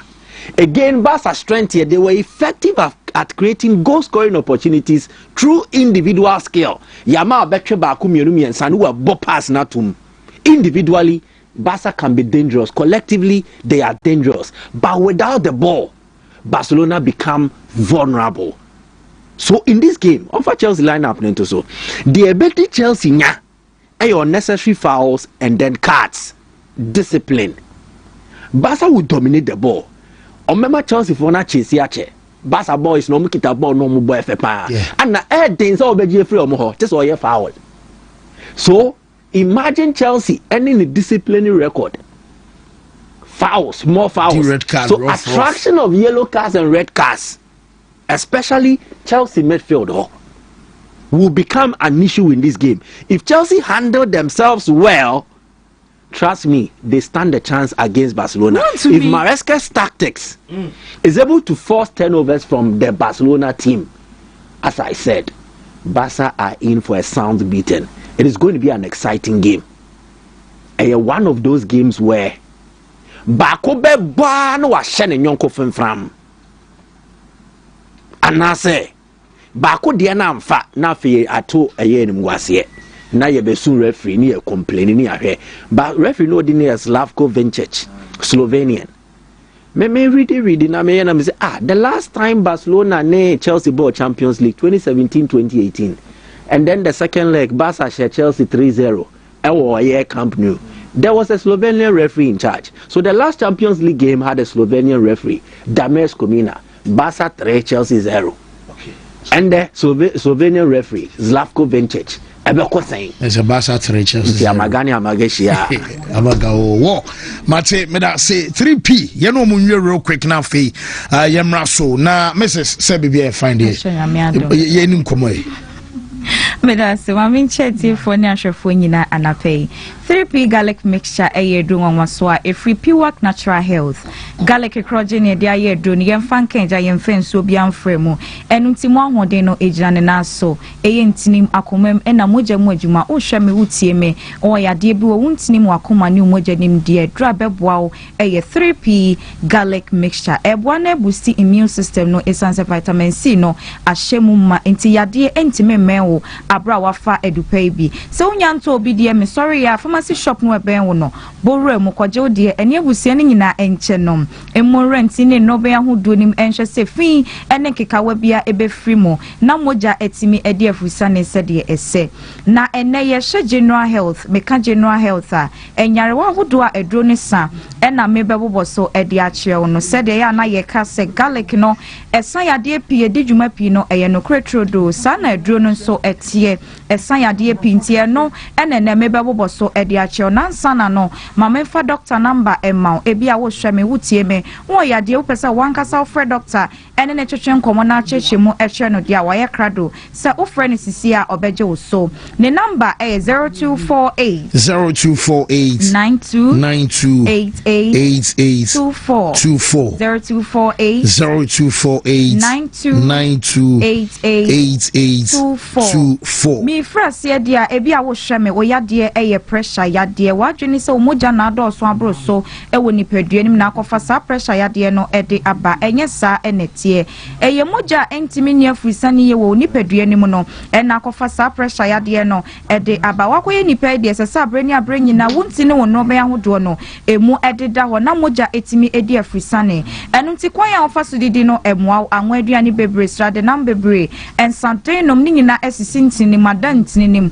atwonchum wontini nti emamu mie ena moja etimi afemu edi afrisane ye ebasa na akofa pressure yade no ede aba wako hospital yeso pressure no ewo shodia enye wadwen se enidaso asa edre beboawo eye 3p garlic mixture ebia onso de eye stroke yade ni nyina eye moja entimi eni afrisane na akofa sa ohaw no ede aba esese nipadua na kwa bebia moja no etimi efemu konti wadwen ada otimi no nso ehia moja na etimi de djuma se moja entimi eni afrisane ankonkwam wo wadwen ho efrene cells na emframa eni nnuane nra hodo adwene hia na etimi de djuma no adwene nyanti wadwen jojo na aka nipadua na kwa no na de tititi ye abawre nipadua nim ena ho no se ne fanyina ewu yabona wonte yetina wonte na se stroke yade no ato ne kwan mu edra me kanfo de ama osebeboawo eye 3p garlic mixture ebebo rent ni ne nrobe ahodo nim eye stefi ne kekawa ni nyina afi ho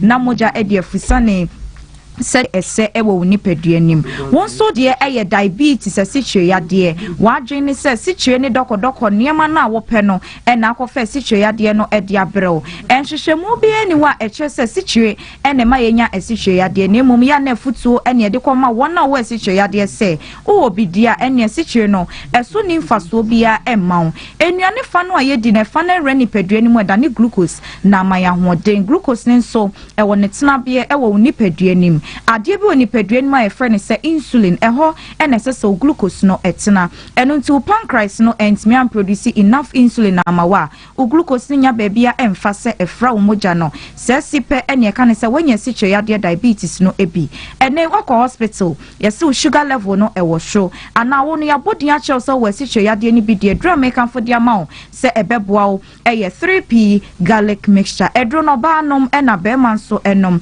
eboa ema eye chikromu ya efi won so de ne de eye menstrual disorder no nya dro ni bi no no ma ni nyina ebe free akọ now ye be man so de a hye ne so say prostate no awbambo kese ebebe mu a eye 3p garlic mixture Johnson 10 temptitunia na jo awada Johnson echi moja na sa wa Johnson wi sesa Johnson no etwa no entwada esoso wa echi kokosa nhunu ne wonya ho woni oba edi namu nhemu asabu hu sane no oti ya ewo be manim ni nyina eche so prostate no ena ehu aka edro no eye 3p garlic mixture tutumikai bora pharmacy shop no ebe wo no kwaje de na no nom na emwa emo prostate no by emfama asthma entehyewa yade no etenete anasa wo de eye general body pains de bia wo honam eye wo ya ena vitamin C kesi a eni uni padua mu nti ena ma wote saa ya no onya dupai bi na no no ma ebeboa eyiwa frisa ohaw ne nyina mu na hye ne nso se dro no abibi abekosa wo koto no ewoto a ehwehwa ebomu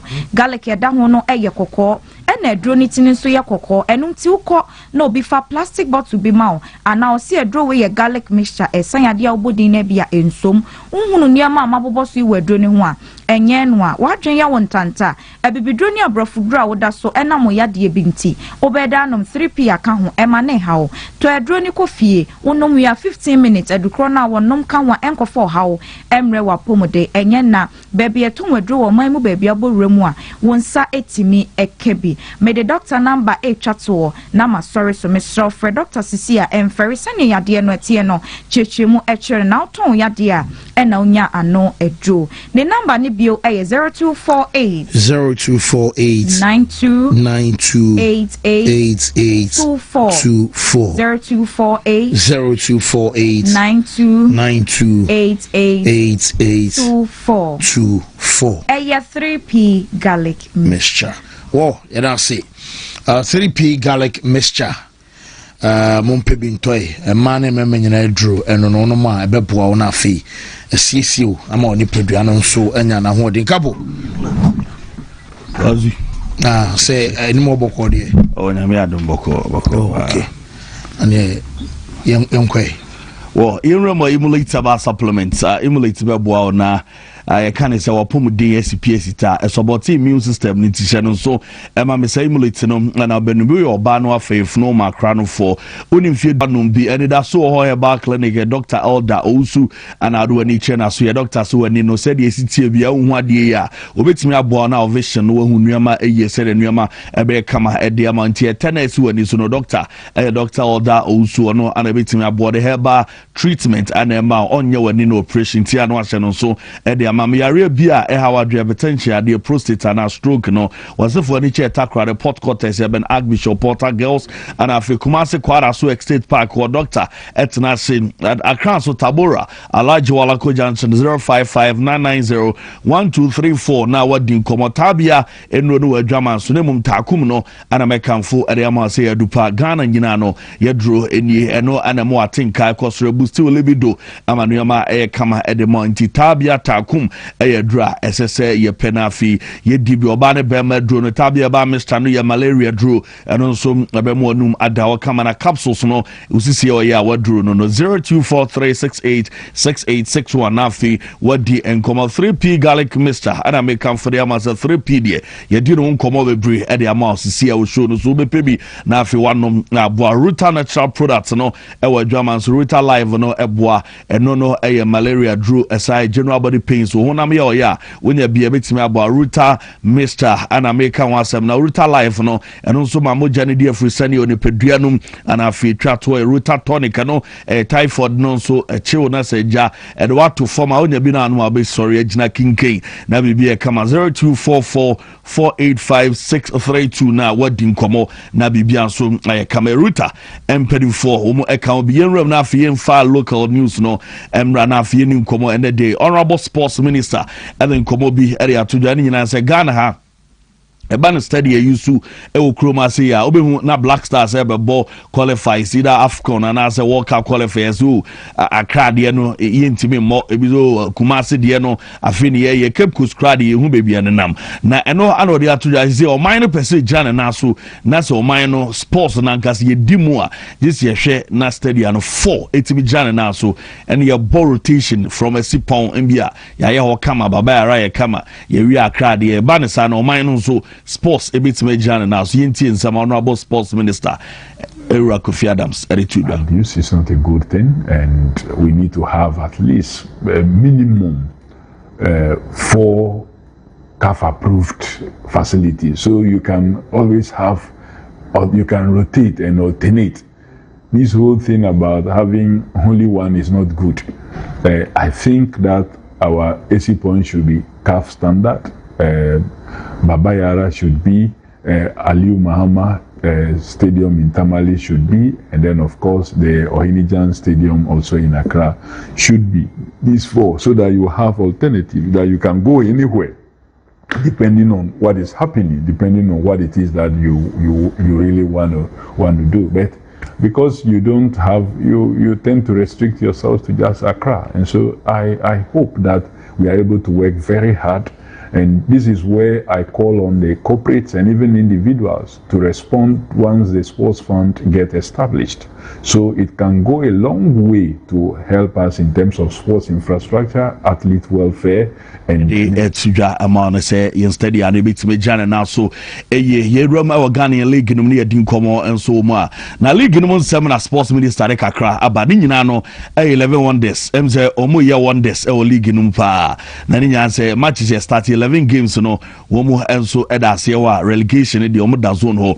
Now problem abani se do baby ye tete say players no cry come di womo omokobo matcha di wombe di cry the ansa no makobo game no mo konso atrotro ni ade a ye sapon akabi e ba betie no nemom sports minister say sports ne do baby akruma say hu kwan ye be fa so ye be no club omo support club no supporters no as a team ni Jesus e amuntobi na momra stadium no betimi aboa ama club no so enyeska nemom no e come na 11 wonders ne de omehwe na afi o map problem bia and a solution to it nemom 1 million no so no enche kra na de 1 million Ghana cedis ema club bia esi dan say come any players match to support just our club or even a 5 CD.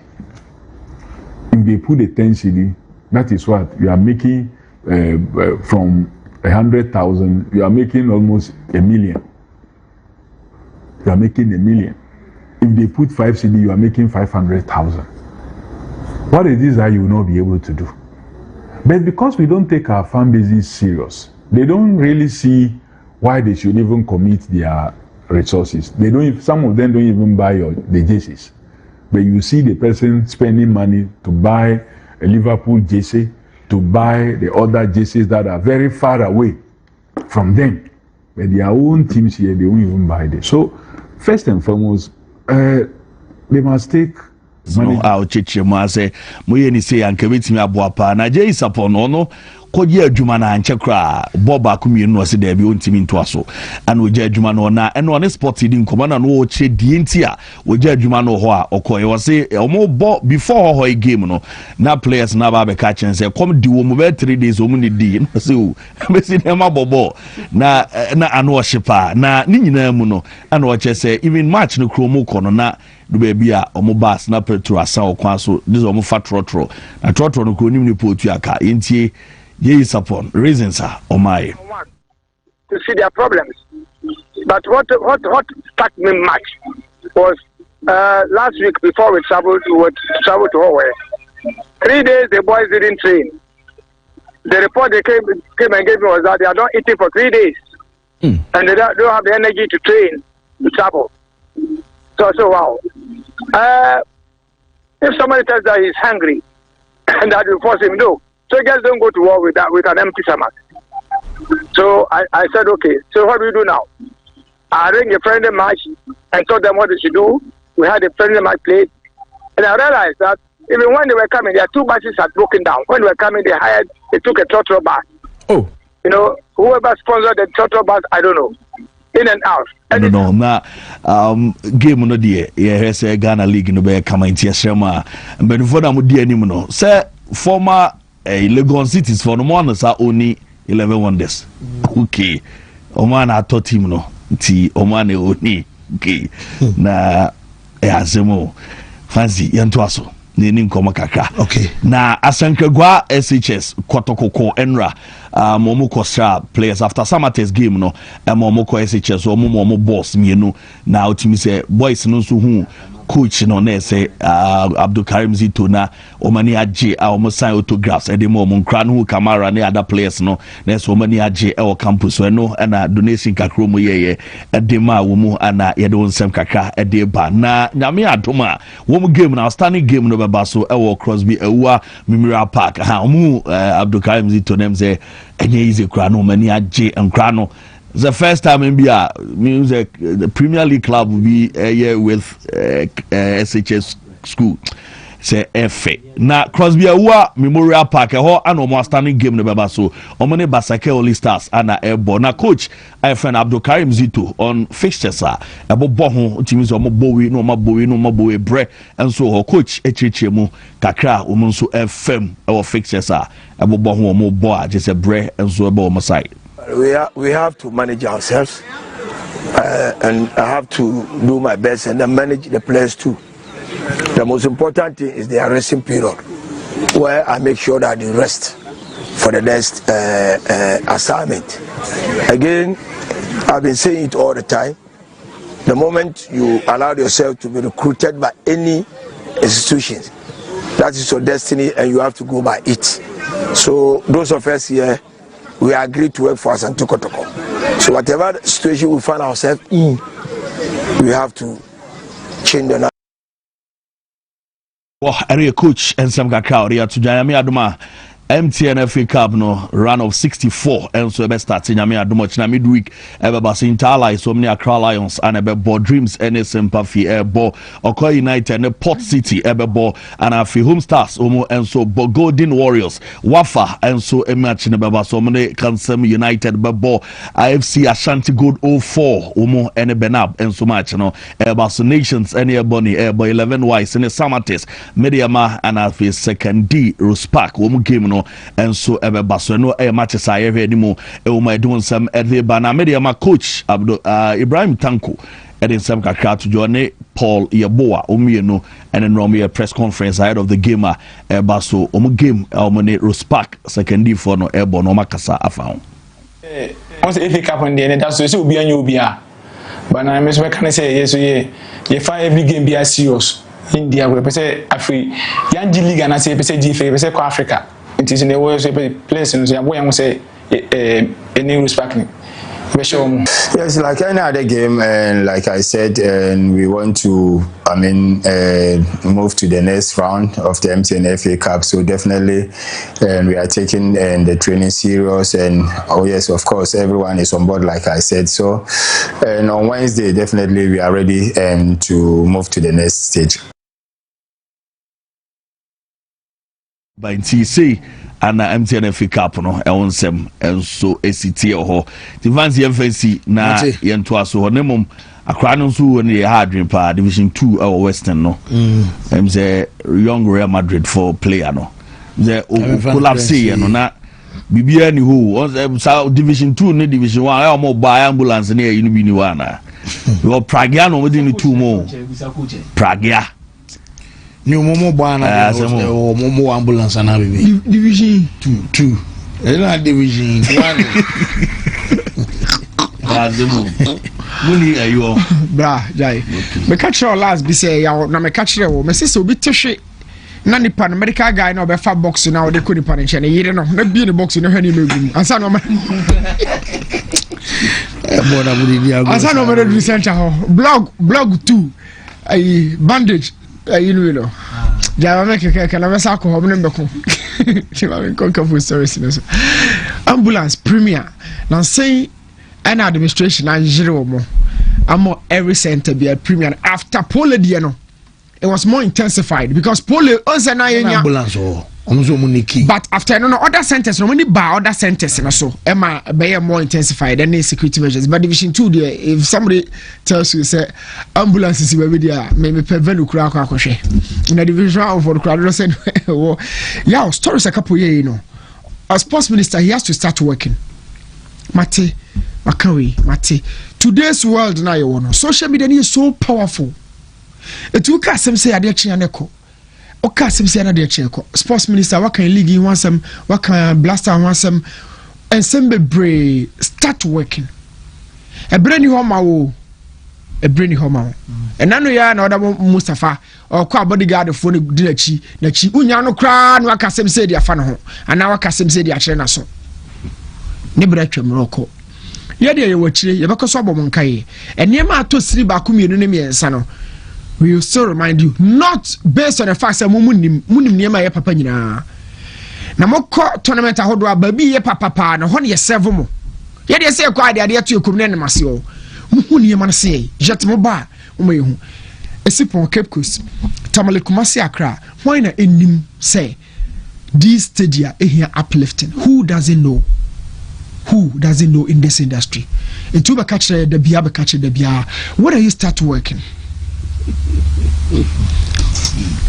obake kasana 4 years atwam ne ehu bi o na fe you know aka internet na keka sports minister ye kese Kumasi gidi etika wo cans the what ne refer to the way but every day you come tell us say be say ade che you hu de akobia minister start working no kasa no wa boy en kaya chedo start working yaw coach Jay is upon seminar work no say no kre say no kre me dey have me say first of all me as a young coach every club bia me bonya me mpai say onye omo amena mtimi nsu ade no me nsusu me mu me call clubs mu ameto me bo ase na matwisu sesen enye club bia na mekọ akoye ho no adwuma me pese me ye adwuma pese me coach division 2 clubs division 1 whatever banya club bia na matwisu Pep Guardiola aso de Everton mana amanfo on kaso o pese o choso coach akọ Girona ko Everton ada no ko prove no ho. There are systems that will propagate your success. A two-call club na system no intimi ediwa regardless of the knowledge God has given you untimi survival. In your choices as a stop pick the betimi aboa no etimi aba. Into knowledge in our game as a media persona and as a coach. The line is be na menam no because oba media no be kasa no as akọ coach. So I expect him to know the best, the state of the club, everything that's going on. Now once a chain you whatever, no one can walk on Babontia Fenabaka Google Club and Massino be a trotro. We know there are struggles in our football. But so want me on your search and quite Fenako who is 1 hour back at no, we are not taking it. We are not taking it. Jaika Sanekasa coach. Jaika Sanekasa coach. And I'm for trotro and I'm for way the Cosidia. At some point, you will be back to club, no sir. Club for first officer as a coach. Because I'm kind somebody. You are learning more than I do. Coaching, no, media, no, nina home, but me baby am tea. Me ko preme honje club be na ko humu se ba fe na me beton ma hu wie o mutrim. Because club no will still keep on fighting until season be ba wie. And the players no etie yes central for say discuss so mo ni di e come do mo a me they are fighting for club so survival. Say bi nso a wo say club na nya new ownership and I say power for the Sikaba to so a different from our previous situation. New business now so my improved. Okay, so let me give the background. Interview nesono. Or say ono when share club ni one another. No more catching is so for T region. Internet in the chrome ni no so Saturday a fine case in the Obako Yejumano. So he didn't do his checks well. Into Mamiki tried in America. So he didn't do his checks well. And to all your checks you know don't come and tell us. Oh catch no good club on Hofi. So club on division 1 crown. And let me give you this truth. Yeah, born I but whoever knows this, and him say, what obeba be free for baby room no. Naturally when I was struggle. Yeah, share clubs, Kotoku Royals, Tamale City, Bofakwa, RTU, Sharks. When you went free from neighbor, but they still went back. Wonders, Omada. About first one to say so want to be. You know, we've been doing this job. Wonders. Oh no, I me say we no but e be ono no fu so new one and abante be scout. The fact that one so the same person so na Kitale cities no. As experience as Jay is he should know send you football this year. Now we call good can you feel good club no fi say day. Twa so coach good club no fi. Na nya fi. Ya o fi no go mo no. Nya no kre. Na you coaches no ko hunu. Mama bi na one team no did say na one team no no team Madrid BBB no wakra coach Makalosan ne coach team no me kan na coach Makalosan yema even players and show when you news where your board mu so kuna do Legon cities na ngasa kra no my boys no me chop money coach performance so bafo o team bomb person ofie no afre boys no bi once bafo score relegation I want to line or not to bump a few no first I cut out them. Not Elijah them no more BDB, but for about 4, 5, 6 months, non-payment of salaries and I'm from the court relegation. But so wonders they have been here before. I want to unpaid way no an sad wo koye so what ko hu na wo mu a keep by your media work then sense na okeka form no they listen to the media was as some say kobo a survival club no players na America ne say no nam dem person me busa say e die nti na ye your man Ghana ye bo 18 club league e okruma so we can push say more 20 time I can fight at the end. I've never been I've never subscribed to a more case about 20 no 18 no me manya na cut be about 12 check it time Egypt increase on league no number say check Sweden for say Switzerland Norway check on league ni nyina adan ya prepare your home because it has become so easy to get to the top tier now in players or premier I'm like the basis of the game. You have no idea because it has been an easy route. Yeah, Shano. So, bet you who play water form. Ujini this one in ball boys as I would call but not board division. Park your moyano, Moro Park or Semi. I want to know your Sakasaka, I want to know your diagro. Ne Park is here. I want to talk about was saying. We knew every player from Swami Kosi, Formas, every player we knew them. But no more Moko Undruko Tokono. Just a club baby who develop it has become so easy to get to the premier and premier for no yaw be brenyade na division 1 na be bre o say division mugumocho you don't know your bonus say 48 teams in division 1 I say division 2 no kietete so na division 3 na doso so that 2-1 premier no be more richer. But I say no, are you sure? You know, Mike Bray to feed into the new Tenekano. For various reasons, he's speaking from the perspective of a technical person. We share the development of our players and the football here, bona. Then is to show that now, before now, being the lower tiers and now maybe top tier and not just a ready, but now. Yeah, fast track bumuba and teams nubi krasunya promotion ba when the team itself the crown on ready. So that's the technical aspect. Now this is to add to it. The other aspect, the financial. Yani a situation in a terrain where you was sika in abundance. And a boy you disika na. So to cater for maybe a certain lack of technical quality in terms of players, sika or we import players ni biba ebe frawe league no example is Saudi Arabia. They don't really have a lot of Saudi players or more that quality, but because of money they have lured a lot of quality talent into the league, into a major league nene monyam. So check almost all the big Saudi clubs ever one high profile player minimum. Al Ittihad, Benzema, Conte, Fabinho, Danilo. So Oko Alali, Frankesi, Riyad Mahrez, ne run it through Al Nassr, Ronaldo, João Feliz, Omuni Nemusa, a Peja league, you know. So when there is not enough technical quality, our domestic way now, importation boy.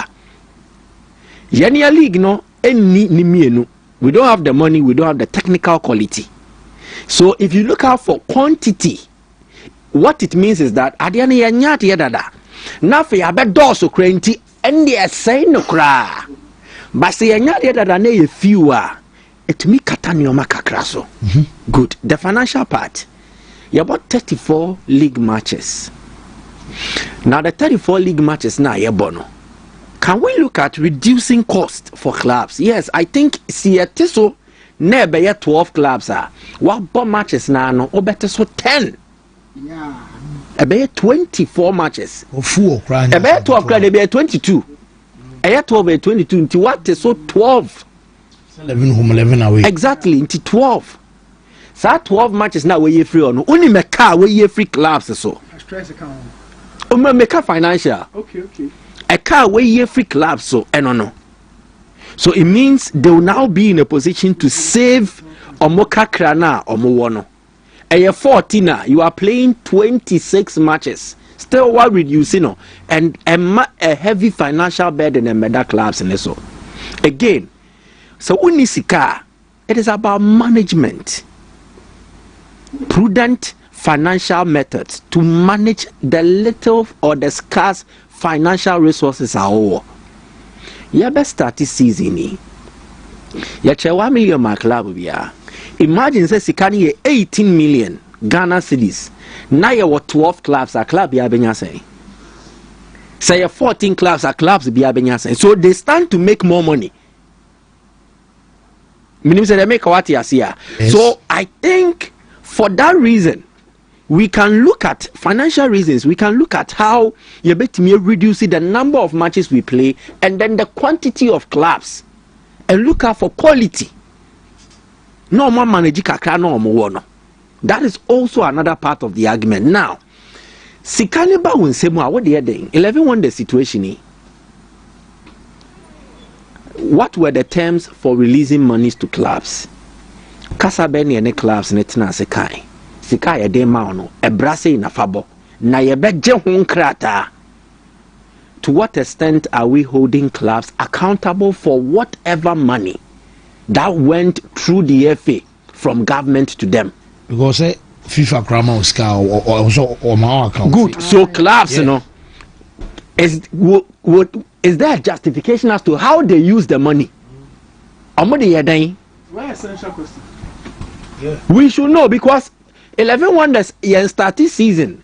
Emma players in complainisi and 3 months. House of Folk, they have not been paid for 3-4 months. I stand to be corrected. Yes, that is the issue. And what are the practices? They no use management because in Morocco, when the royal throne decided, said they will support Moroccan clubs with money from a year ahinieno, there was a certain requirement. And it's a way Raja Casablanca near amount 1 million euros. Sikani ya show se fire say near barber year audit. If you are found say one for Sikana and you watch be the we are near the tabuato so near Sanswa final. Within free. So what are the way again? There is something known as director's test. Fine, over to me at a club. But say you be my license more boy a league ni bino. Newton na club A ne dia. Ne brat saying ne record to saying. Enti Newton na to club no. Before say you be Peninsula na bo Premier League no. Ya wan hye he wo say do fam. Yeah. Ne ya enya wo me pa che enya wo. Aha, demand mema ye mo hye. Braba na wo ye wabra wo be rua football nim when you had a club now. Okay. So wo ba back no. What are the guarantees? And that guarantee ni na a document name back Yeah. What are the guarantees? Said dear we a ma club no nim go ase na egu ye football ni so hu fin no. What are the guarantees? CC na nyesa. What kind of test are we subjecting our club owners to? Yeah. And yes, excuse me, every Tom, Dick and Harry, sorry, I'm at a football club. May bo Division 2, may bo Division 1, may bo Premier League. Ochina betina players who come there. Come there. Sabe, and not charity purposes, and your intentions near positive. It's serious. What we don't like in say, me was scarce resources. Newton's was scarce resources. We come together near carbon back when Yeah. We don't encourage partnerships or mergers. Yes, yeah, encourages idea no. I was someone kwana only football club. Ba esa munka Easy was Newton was na football. And when you say na better football team different, especially when you niska. Ye kabom ni ate club back for the good greater interest. I didn't come to footballer. I didn't footballer come. Me say. The F, you know. No, but why a partnership not crata who is anything for never. Oh yeah, so with books there. Until 11 wonders as I'm okay. 11 wonders Legon City is normal but 11 wonders. Legon City is onano. Anna reportedly what 11 wonders. It's Legon City. Nobody division 1. Yeah, and I'm seeing maybe division 1. We don't know the club nation in Sassy. Legon cities no. Ba omo no. So no Premier League na come do omo players. Legon by sawa enti no be back to wa. Yeah, so I was on 3. Legon by sawa enti be back. Yeah. Ba was on 3 or division 1. Oba Premier League no. So no be man come the player. So Hans Kofi Kraus. Yeah, there were issues like that. It was so sa. I know as I taught him. Yeah, so what kind of test need you? I didn't come to football. I don't get it. Because more rem kakra because and yes, a season you bought 1 year. Yes, a season you are saying you 4 months simple. Near my 1 million. And so there's a what the cabe you cry 1 million. 1 million no away. You reach your last year cabe. It's only a corona until last year. But I didn't say come to football. I mean, and then they had dream. Or no footballer no. Anyway, did you do a club? And dear Emma, your league in the anti clubs in the number. So there's a political reason. For Abato election. Exactly. Will be a large number of exactly. And so we are conflicted with when the financial and the sporting reasons are sound. And can make a case here, but the political reasons won't allow, and there will not be a political willpower. CM pushes our agenda. Well, and no Ghana Football Association. I don't get this. No. New and yes, I be you. That's such as say Obi or the two be and you be and the players no. I guess what did no done what you could do what you fruit what you way. Yeah, and so you never beside to be most of them say born here abroad enemy. Go the player 3 days. Also, more Ghana Premier League man in your face. Serious. Mommy, any come on. For your room more easy way now. Any easy into us enough. Any come on now.